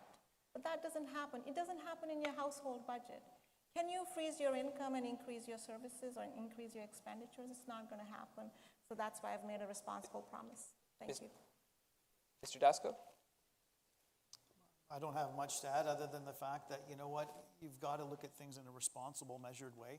And that is keeping things at or below the rate of inflation. Because if you're not doing it now, you're going to pay for it. If you don't pay for it now, you'll pay for it later. And when it comes later, those bills are significantly more expensive. And you might try to save somebody now, but you're going to absolutely kill them in the future. And a lot of this, we're an aging society as well. And there's no way in the world that I can look at a senior citizen and say, you know what, I'm going to give you a tiny bit of reprieve, and then I'm going to kick you out of your house because you're not going to be able to afford anything in the future, let alone your groceries or your property taxes. We already have a seniors program where we help them stay in their own homes. I'm talking about expanding that program and helping them on top of the fact that we want to freeze taxes. That's the thing. He wants to freeze taxes This is what and we need to expand do. programs. Your How does limit, that happen? your compassion for these people is limited to how much you think you need to balance the budget. I'm saying we need to do more. So you're saying you're raising taxes. You're saying you're willing to raise taxes in a time that people are struggling more than ever before. Thank you, Mr. That's what Tedjo. you acknowledge. Thank you. Yeah. No, that is just not going to solve anything. That seniors program is way outdated. It needs to be brought up to date. And on top of that, it takes somebody that couldn't even afford to pay the property taxes, let alone food, lights, or anything else, and says that you get some reprieve. We need to update that. We need to do more right now. Ms. Damerla. Bandages on huge open gaping wounds is not Ms. Damerla, I'll bring you in for 10 seconds. What I heard Alvin say is he's going to increase services because he's going to expand the seniors' tax relief and at the same time freeze taxes. You just can't do that. It's paid for. We have the math. You just can't do that. We have the math. We have the report. I can show it to you. You cannot freeze That- and that- increase services. It adds It's a up. simple. It doesn't, but that's okay. That concludes our round of open debate. We will now do record questions. And I will begin with Mrs. Damerla. You're proposing to waive development charges on purpose-built rentals, yet you oppose the Ford government's Bill 23, which would have required municipalities to cut their development charges, calling it the most self-defeating, stupid move by any provincial government, because this is going to be a triple whammy to every citizen of Mississauga. You called it a gift straight from the pockets of the residents of Mississauga into the pockets of developers. How is your plan to waive developer fees any different? It's very different, because what was being proposed then was to waive development charges. And what I said at the time was, if we waive development charges, but the developers don't reduce the price of the housing that they're selling, then it's a straight profit, because we waive the development charges and they would just sell at market. And that was 3 years ago. It's a very different situation now. What we have now is the cost of construction is here, and people's ability to buy is here. And that's why it's very focused. It's only for purpose-built rental. It's not for fancy homes, because what the Ford government was saying was, we're going to waive development charges across the board and reduce development charges across the board. And so what I did not want was market-based, million-dollar, non-affordable homes being built by builders, where the city eats the development charges and the developer gets the Thank you, extra Mrs. profit. Damerla. Thank you. Mr. Dasko, you're promising, if elected, to conduct a value for money audit across every city department to ensure that funds are allocated only to programs demonstrating value. Could this potentially lead to cuts in services or defunding of city departments? No, and again, I hate to correct you yet again, it's not only receiving value, and I'm not sure how this all works out, but I'll tell you. It's to make sure that we're getting the best bang for our buck is what I always say, and that we are getting value for our money. That's what I talk about, and targeting our spend. That's what I always talk about. I stand by it. These are sound economic principles that have stood the test of time, and this is something that's called just being responsible with everybody's money. Everybody's money is in tight supply, and making sure that we get the best bang for our dollar is never out of style. And to clarify, on your website, it does say that you would conduct a value for money audit across city departments to ensure that these funds are allocated to ones that are demonstrating value. So again, making sure we're getting value. To making sure we're getting value. So that would not lead to any, you don't foresee that it will lead to any service cuts? I've always said that we would never, ever take away service from people. And that I have said over and over again on numerous news outlets, at council. I've never wavered in that once. I never would waver that again, because we have services that we provide to a variety of people right across the city that are very important. I would never take that away. I would always make sure that we're getting the best bang for our buck, bar none. Thank you, Mr. Dasko. Mr. Tedjo, you're pledging a 2-year freeze on Mississauga's property tax, alongside plans for a vacant home tax and drawing from the city's emergency reserves.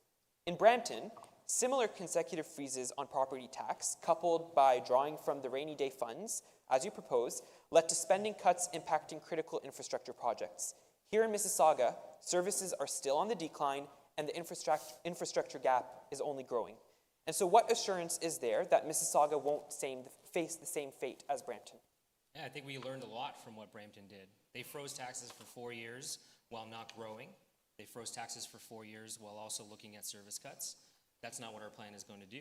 Our plan is going to use 20% of the reserve, not 100% of the reserve. We're doing it for the next 2 years while people are struggling right now. And we're going to find ways to pay for it and come up with the money that it would have gotten from the property tax increase to make sure that we're not behind on infrastructure spending, on transit investments, and everything else that we need to make sure that the city moves forward.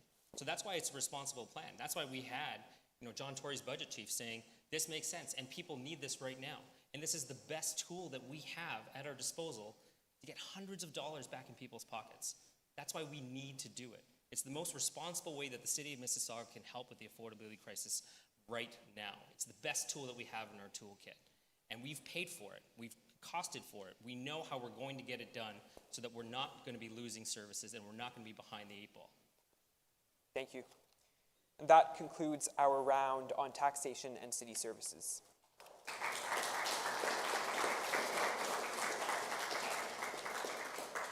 The final themed segment of this debate is on a topic that I love, Mississauga's relationship with the Ford government. Comes at the intersection of what I report on. Mississauga's relationship with the province, with Queen's Park, has soured in recent years. Former Mayor Bonnie Crombie, now the leader of the Ontario Liberal Party, was a vocal critic, like many of you, of Bill 23's impact on development charges. She was also a vocal critic of the province while at City Hall. Though the Ford government initially agreed to Mississauga's request to dissolve Peel Region, they reversed this decision, coincidentally, after Crombie's leadership win. The city lost out on provincial funding, and the Tories attribute it to Crombie's failure to build housing. How do you assess the city's relationship with the Ford government? And specifically here, what I'm looking at, Mr. Tedjo, you ran for the Liberal Party leadership. Ms. Damerla, you were a cabinet minister in the Wynne government. Mr. Dasko, you were a former chief of staff to a Conservative MPP. Why should Mississauga trust you to improve the relationship with the Ford government? And we'll begin with Mr. Dasko. Well, thanks. And it's, you know, Ahmed, I appreciate the fact that you always look at the partisan end of things. I very deliberately set up my campaign, as I always do, and I never have held a party membership in a number of years for any party. First of all, I have a Liberal co-chair and a Conservative co-chair. This is a responsible way to do it. I have people of all political parties that are helping me on my campaign, and that's just the way I am. It's always delivering for the city of Mississauga. That's always the most important, and that's what I always talk about, whether it's to the province or I go off to anywhere else. Because if we're not delivering for the city, then we're not doing what we're supposed to do. And absolutely, I think we lost out in a significant way, regrettably, and what happened at the province.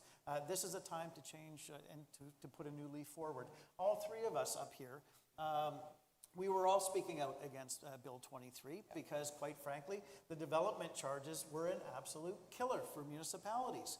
And not only that, it showed out that we were right here because they've recently turned around and they reversed course on that, acknowledging the fact that, yes, you do need funds in place to build cities. Thank you, Mr. Dasko.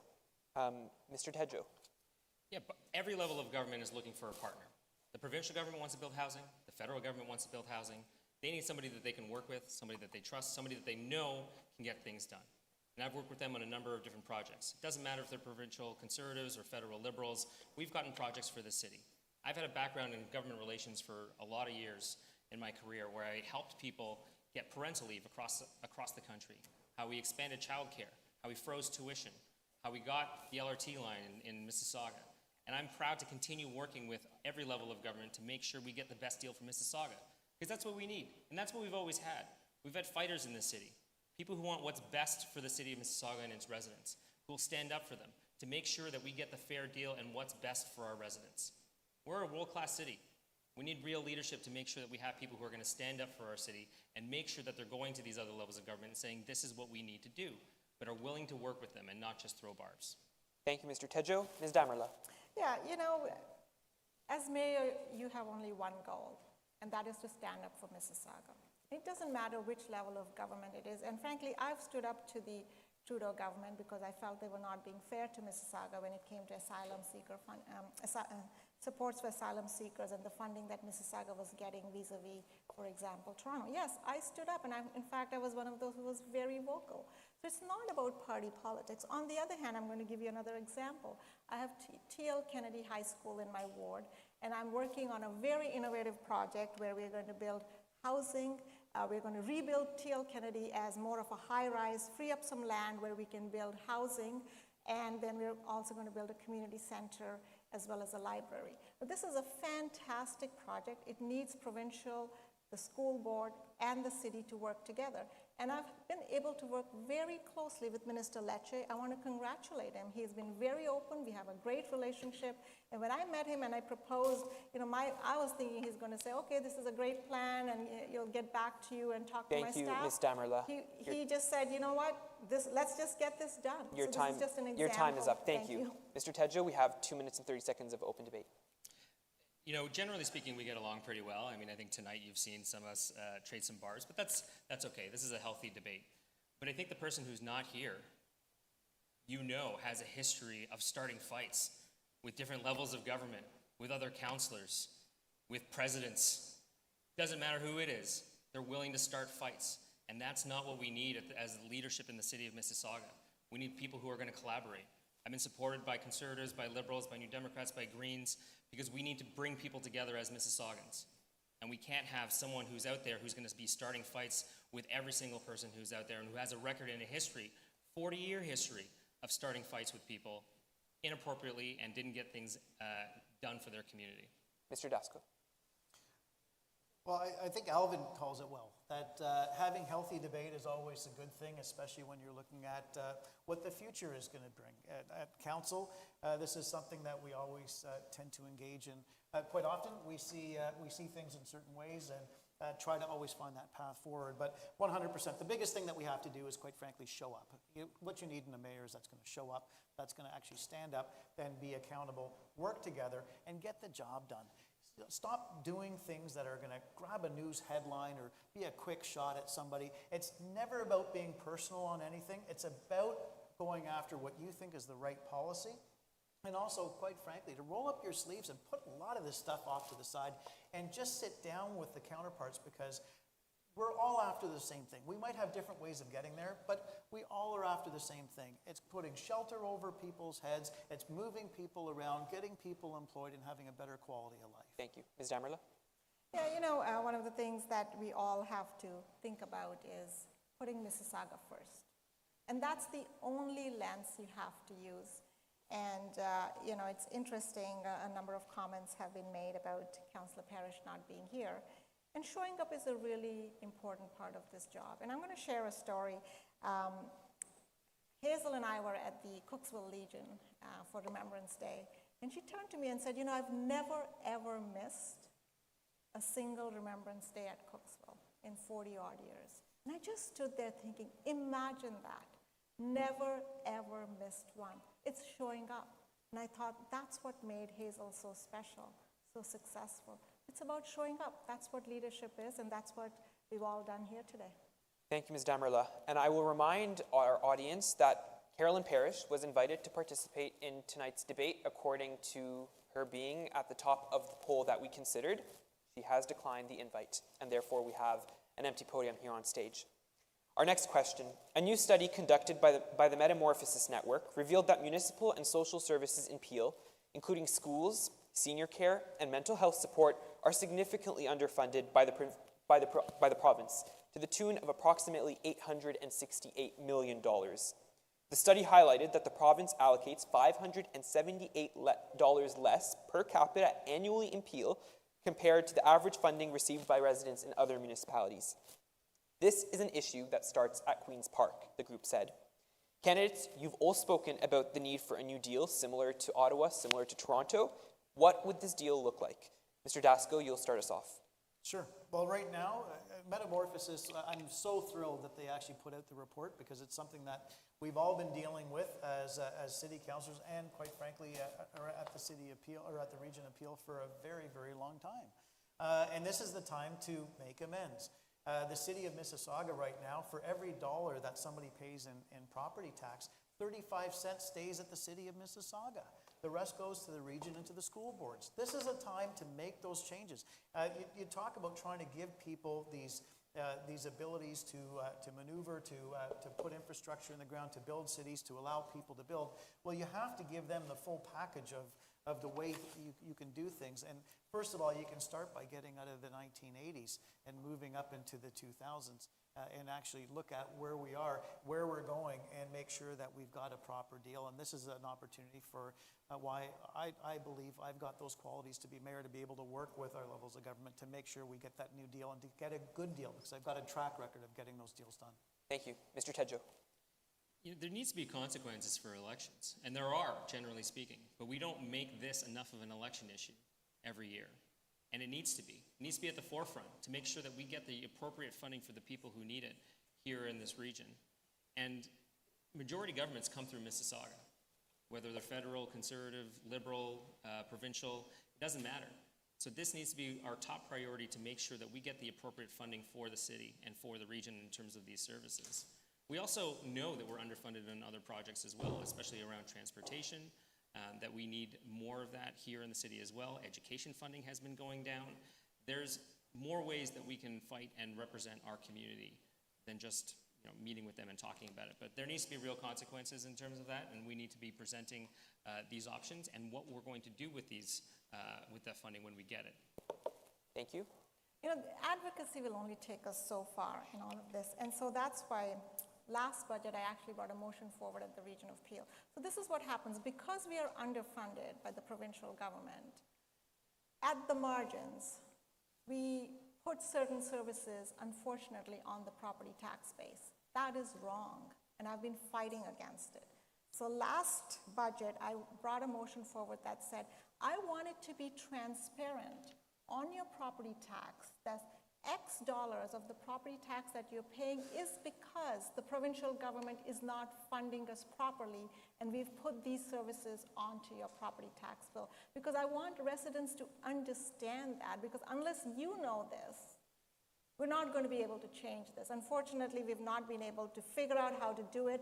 I'm going to probably have to bring another motion, this time much stronger, but I'm determined. I think the citizens of Mississauga need to understand the consequences of this underfunding. Not only are our services underfunded, but at times we are being now forced to put this onto the property tax bill. That's unfair. Thank you, Ms. And I will Damerla. fight against that. Thank you.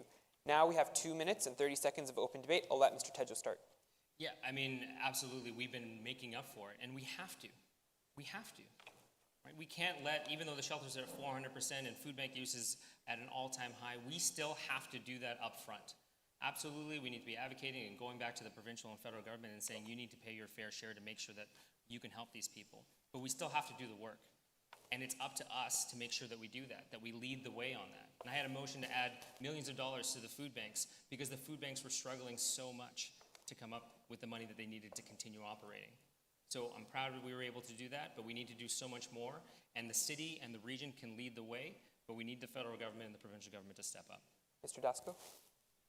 Well, I couldn't agree more that we need other levels of government to step up. That's what we've been talking about here, but it's how we do it. And trying to shame other levels of government on a property tax bill when we had very, very delicate and not good relations with the province was not the responsible way to do it. I don't think that would have, it would have accomplished nothing. It would have actually exacerbated the problem. So working together for the right solutions and putting aside any sort of political win in the short run, this is what responsible leadership is. Thank you. I'll say this.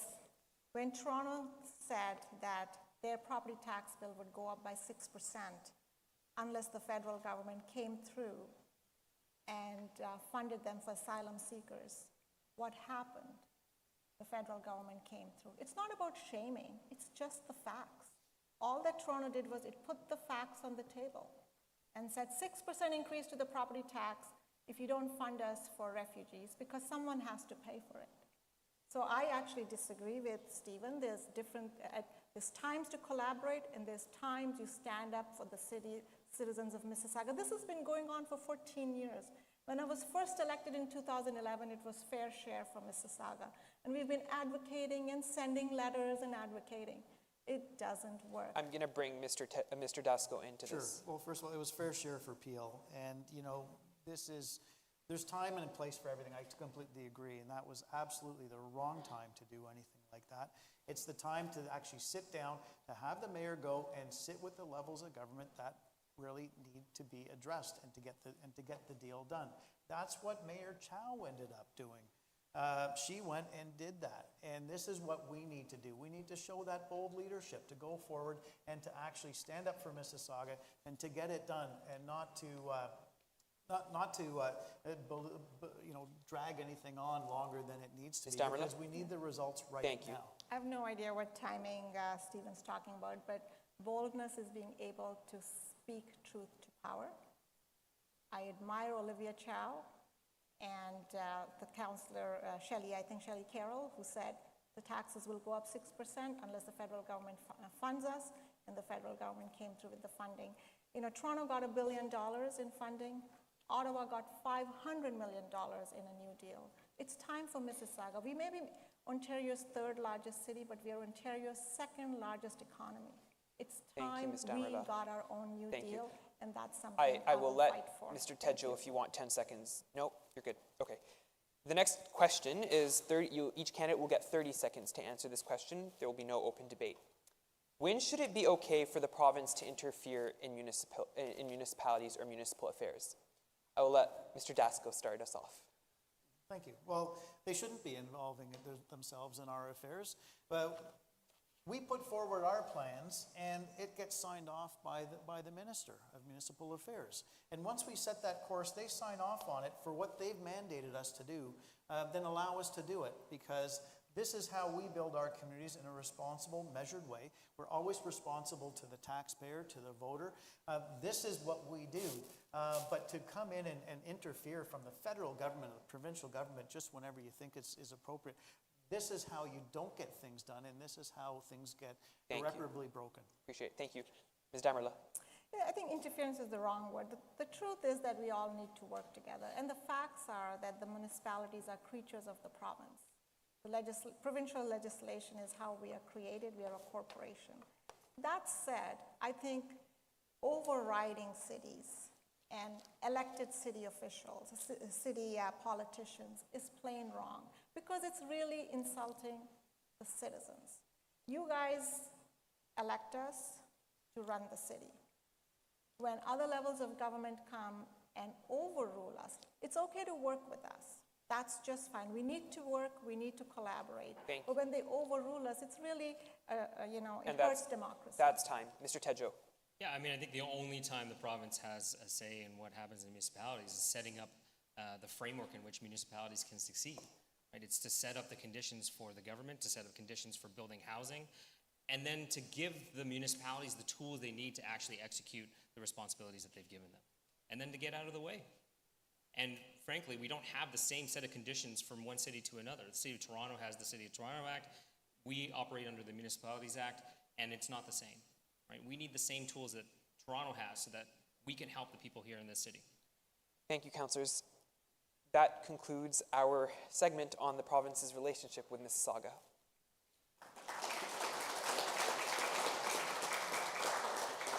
You can take a breath, because we're going to do a speed round now. The speed round is designed to get to know the candidates better, to test their knowledge about the city, but also to get to know a bit more about, some smaller and more newsworthy items. That's a TikTok challenge? That's basically what we're going to do. Each candidate will get 15 seconds to answer the following questions. There's 14 of them. Here we go. We're going to start with you. Okay. One word to describe Mississauga.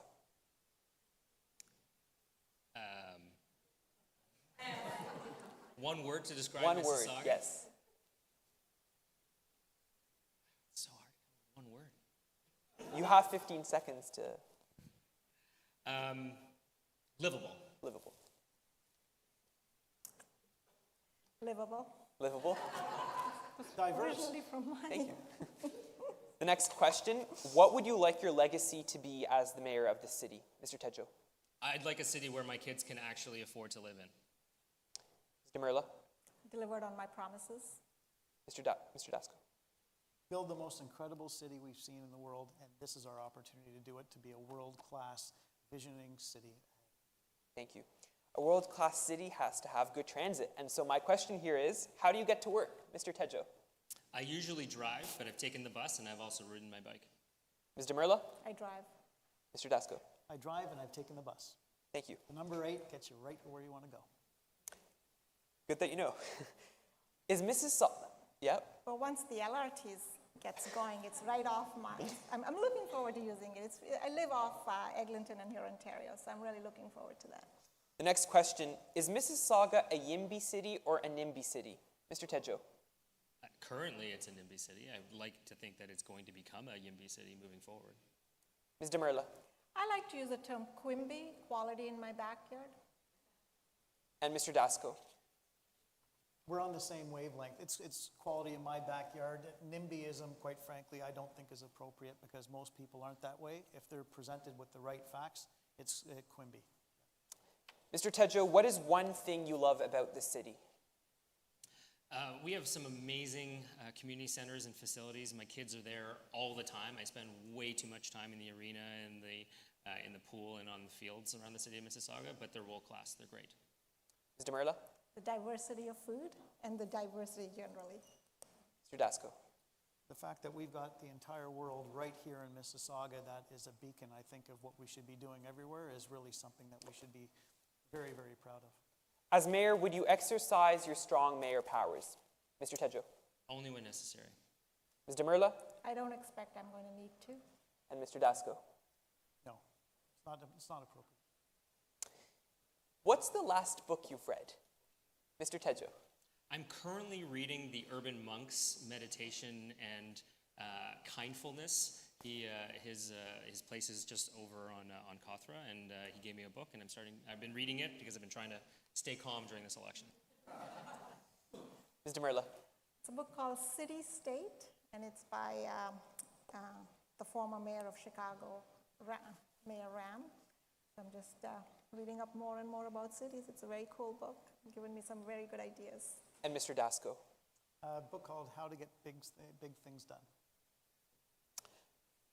As mayor, would you ask the province to revisit the dissolution of Peel Region? Mr. Tedjo? Eventually, yes, but I think we can take what we've gotten from the provincial government and show that we can do the work and we can do it well. Ms. Damerla? You know, what we have now is partial divorce, I call it.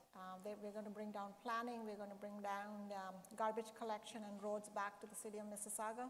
I'm looking forward to delivering on that. That's going to reduce a lot of duplication. I think we're in a good spot for now, and if this works out well, and we can demonstrate to the province that the city of Mississauga can run things, maybe we go for more. It's 15 seconds. I will remind the candidates it's a speed round. And Mr. Dasko? Eventually, yes. Right now, I actually sent a letter to the minister asking for roads and planning to be brought down. They have done so, and that to me right now is the most important, because otherwise, like Metamorphosis was concerned about, we don't want to lose anybody through the cracks or not be able to support the most vulnerable. Approximately how many residents live in this city? Mr. Tedjo? 800,000? What I read was, I think, around 740,000.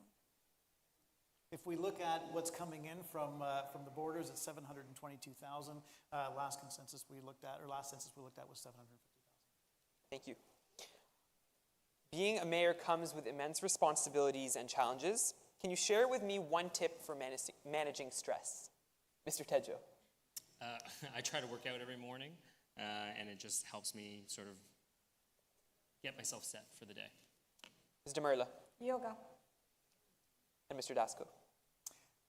Having a very loving wife is very important. I recommend it for everybody. A spouse is so important. And also, I've got two incredible dogs, Ginger and Skipper, which bring a tremendous amount of joy. Thank you. Has your campaign, and we are on campus, so this is an important question, has your campaign used artificial intelligence to craft any campaign messaging or any platform policies? Mr. Tedjo? No, absolutely not. We have a very, very robust policy team that has spent a lot of time and effort making sure that we've got the best plan in the city. Ms. Damerla? No, we haven't used AI. Mr. Dasko? No use of AI. We're absolutely looking at delivering for Mississauga, and that's using proven facts. That's some academic integrity here. If you could ask one question of your political hero, who is it and what would it be? Mr. Tedjo? So I actually met him. I met Barack Obama back in 2007, and we talked about when he lived in Indonesia for several years, where my family is from, and I asked him what his favorite thing was about living there. He said the food. So. Ms. Damerla? It would be for Mahatma Gandhi, and my question to him would be, how did you have the courage to think that you would be able to get independence for India? Because it's such an implausible idea when he first set off to do it. So how did you get that courage? Mr. Dasko? My political hero is former Mayor Hazel McCallion, and I was very blessed to be able to have those conversations with her and have her support. Thank you. Favorite spot in the city? Mr. Tedjo? There's a place, Sea Banquets Hall, at the top of City Hall, where you can see the city. And I remember going there when I was a kid and seeing how it's changed. It's great. Ms. Damerla? Snug Harbor, that was my first date with my current partner, Andrew Best. So. And Mr. Dasko. There are far too many amazing places in Mississauga to name just one. And the last question for this round, what will your first order of business be as mayor on June 11th? Mr. Tedjo. Creating a budget that adds affordability and housing to the city of Mississauga. Ms. Damerla. Setting down a plan to accomplish what I need to set the table in the first 100 days to make sure that I can accomplish everything that I have put in my platform. And Mr. Dasko. To sit down with our city manager, Sherry Lichterman, to go through my plans for taking us forward and to meet with each one of our city councillors to make sure that, that we're all working together to get the best things done for Mississauga. Thank you. And that concludes the speed round.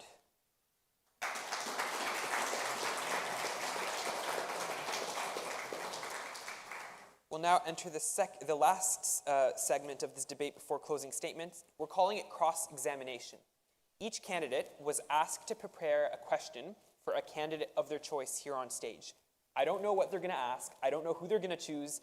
Each candidate will get 45 seconds to ask the question. The candidate in question will get 1 minute to respond, and then there will be 1 minute and 30 seconds between those two candidates to go at it if they need. Mrs. Damerla, you get the first question. My question is to Stephen. And Stephen, you know, I guess the one question I wanted to ask you was that at the regional budget, and just to set the stage so you can, and I'm just curious, that's all. Sometimes we don't agree with everything in the budget, and it's hard to kind of vote yes or no. So what we ask is that we break it out, and we say, you know what, can you break this into 2-3 parts so that I can vote yes for this and no for this? And I wanted to know, did you ever consider doing that for the police budget? Dipika, there's these conversations we had and nobody had an interest in doing any of that. So that goes right around the council table, collectively, not selectively. And I will open it for 1 minute and 30 Answer my seconds. question, though. I believe I did. Oh, you did. Nothing to add? So my question was, why you could have voted in favor of the police budget by you know, asking for, you can vote item by item, so you could have done that. That was my question. Nothing? Again, she just asked the same question twice. I'll stick with my answer the first time. I think it was self-explanatory. And, you know, it's tested and true because I live up to what I always say that I'm going to do. Not whether it's a mayoral campaign or not. It's day in, day out, every single day. Thank you. Thank you. Mr. Dasko, you get the second question. Well, I'll ask this of Councillor Damerla. Why have you gone around promising people that you're going to unilaterally cancel plans that are going on for Bloor Street when you know that that's just not true? Every promise that every councillor is making, whether it's freezing taxes, whether it's keeping property taxes to the rate of inflation, all of them are subject to council approval. This is no different. We're all making promises on our platforms. All of those promises, there is no promise in any candidate's platform that can be done unilaterally. We're all making those promises. That's leadership. I believe that what we are doing on Bloor Street is wrong. I believe we should reverse it. And I believe I will work with council to find a compromise solution. And I believe we will be successful in that. Regrettably, what you're saying is misleading. You've even done a one-pager that's gone into people's mailboxes stating what you're going to do, and it's uncategorically misleading. Okay. That's not a promise that somebody makes that you need council approval for. You're going out of your way to say this to make political hay. I'm not making what that is. sorry, And it's absolutely wrong. I disagree. That's not the kind of leadership we need. I disagree. I believe what I'm bringing is actually leadership because I believe it's the wrong project. I believe it should be reversed. Like any other promise, every promise that mayors are making, and it is true that some candidates actually don't have a platform or a detailed platform. That's wrong. That's not leadership. Leadership is saying, as mayor, these are the things I would like to do. And yes, you need council approval, but you have to have a vision. You have to be able to say, you have to have the courage to say, this is wrong, I want to stop it. Regrettably, you're not saying this is what you'd like to do. This is what you're saying you are going to do. There's a big difference in that, and that's quite frankly why people have a bad taste of politicians, because they try to say things at election time that they can't deliver on. And this is where we need to change the page, show some leadership, and move forward with the city that's good for the city of Mississauga, and let people know the way things are. Ms. Damerla? Well, I'll just say that I believe we have difference of opinion on what leadership is. You have to lead. You have to have the courage of conviction to say, this is wrong. I believe the city is moving in the wrong direction. Not waffle and say, actually, I don't even know what your position is. You're just saying you're going to introduce a motion. Are you going to vote in favor? Are you going to actually vote to stop it? Or are you going to vote to keep it going? You're just waffling. Thank That's you. It's not not leadership. waffling, it's reality, because, I mean, you're the chair of council, you're the chair of policies and procedures. You should know this answer. And if you don't know the answer, then why don't you know the answer? This is important. Waffling isn't leadership. That's not waffling. Thank you, thank you. This is reality. Candidates, that is time. Mr. Tedjo, your question. Thank you, Ahmed. My question is for Carolyn Parrish.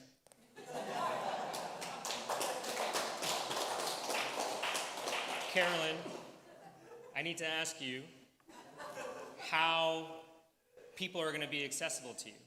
How are we going to hold you accountable? How are we going to hear any of your plans for housing affordability, for transit, for safety, for all the incredibly important topics that we've been talking about for the last couple of hours here?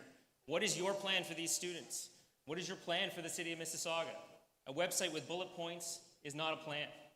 How are people going to engage with you if you're the mayor of Mississauga? I don't think people in this room are particularly scary. I don't think the media is scary. I think some of the things that you've said in the past are very scary and very disturbing. I think people in this city have the right to know what your stances are on the important issues of the city. This election is too important to sit out and be an absentee person, an absentee councillor, an absentee mayor. This city is too important for that. And Carolyn Parrish should be ashamed for not being here to stand up to you, to answer your questions, or anyone in the city of Mississauga. Thank you. Thank you. Thank you, Councillor Tedjo. I will remind the audience and those tuning in. Did she get a minute and a half of silence? I will remind the audience and those tuning in on radio and online that former Councillor Parrish was invited to attend this debate. She has declined the offer, and therefore there is an empty podium. I will allow for 2 minutes of just open discussion here, given that Ms. Parrish is not here. Ms. Damerla, you can start us off. I believe, and I've said this before, that leadership is about showing up. And it's regrettable that some contestants, and it's really interesting because there's so many contestants who would love to be on this stage right now. There's 19 of us running. There's 3 of us on the stage. And I can guarantee you that there's 15 contestants who would love to be on the stage, to be able to put their vision forward. And they've not had the opportunity. And here is someone who has the opportunity and who's not here. And I think that speaks volumes for itself. Mr. Dasko. Being the next mayor of Mississauga is not only a privilege, it's an honor. And it's something about showing up and having that track record of showing up. That's something that I do now as a ward councillor. I always have, always will. Whether it's the greatest event that you're going to go to, or that's it's the most challenging event. That's what leadership is. You show up and you make sure that you're accountable and you listen to residents. That's what this whole exercise is about. Unfortunately, Carolyn has decided to sit on the sidelines while this is going on. And quite frankly, the city, we deserve better. We do deserve better. We deserve a mayor that's going to show up. And this is a privilege for people to be participating in right now. I mean, just to continue on there just a little bit, what do we expect is going to happen if she becomes the mayor? Is she going to sit at City Hall and be absent and run away from residents? How are people going to hold them accountable? Right? I think people should be upset. I think people should be angry, frankly, that she's not willing to meet them and talk to them. Okay, thank you. This concludes this round. We will now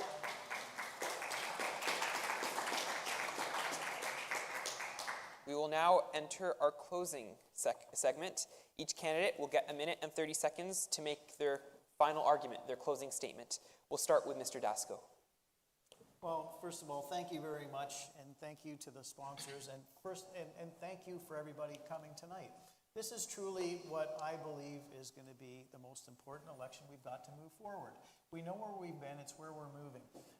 The dialogue that we've had tonight shows that there's the mood for change from everybody. The questions indicate that as well. And it's who you believe is going to be able to get the job done and also be able to stand up and be transparent and engage with our residents, because that's really what we need.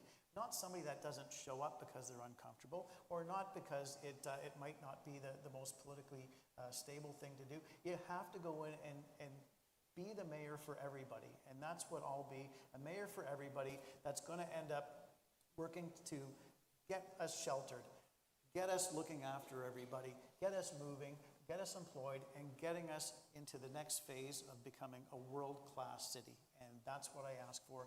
If you could support me on June 10th, vote for Stephen Dasko for mayor. Thank you very much. The audience can applaud.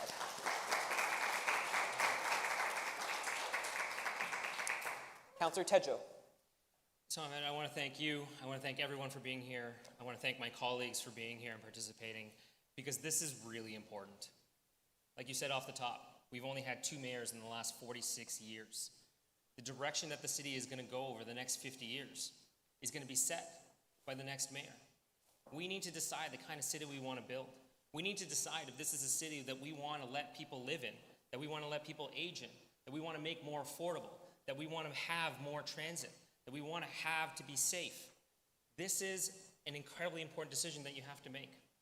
But I love this city, and I believe in this city. I believe in its residents, that we're aspirational, that we want better, that we want better roads, that we want better transit, that we want better services, that we want more affordability, we want more accessible housing. We want that. We want those things, and we can be a world-class city if we choose the right leadership, if we choose someone who has a vision, who can understand the challenges that we face right now and the challenges that young people are facing, or seniors who are trying to downsize, or families who are trying to grow, to find a place, to find a home in this community that we all love. And I really love this city, and I want to see the best for this city. And I want to fight for you to make sure that we can build those things that make this city great, so that you can live here, so that you can age here, so that my kids can grow here and they don't have to live with me. So I want you to get out there. I want you to try and beat that 21% turnout and tell the rest of the city of Mississauga that we deserve better and that you are going to vote for better. Thank you. Thank you.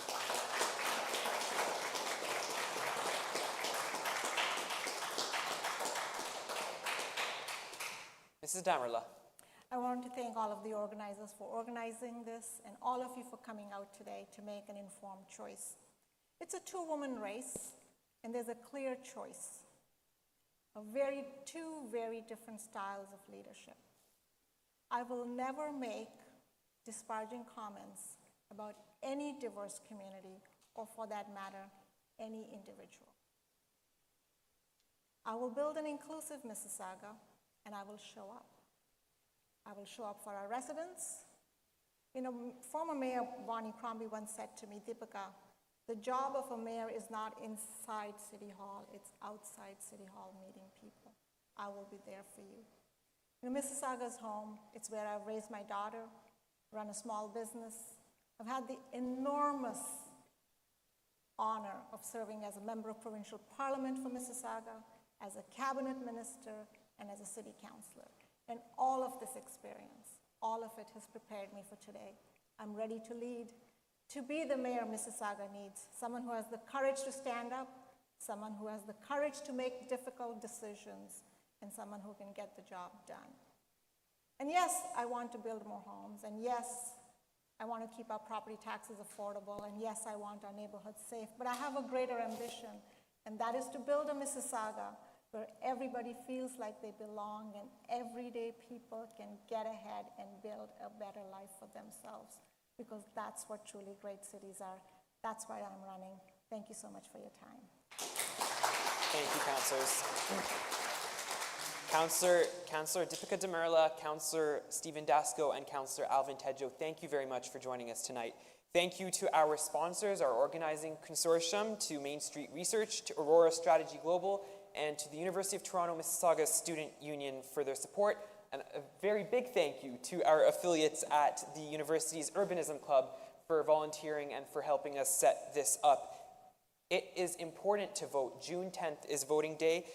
Please make sure you do. Subscribe to the newsletter at polycorner.ca for all the play-by-play, the analysis, and everything leading up to the June 10th election. You can tune in to this debate tomorrow night at 7 p.m. on News Talk Saga 960 a.m. Candidates, thank you very much, and everybody here, have a great evening.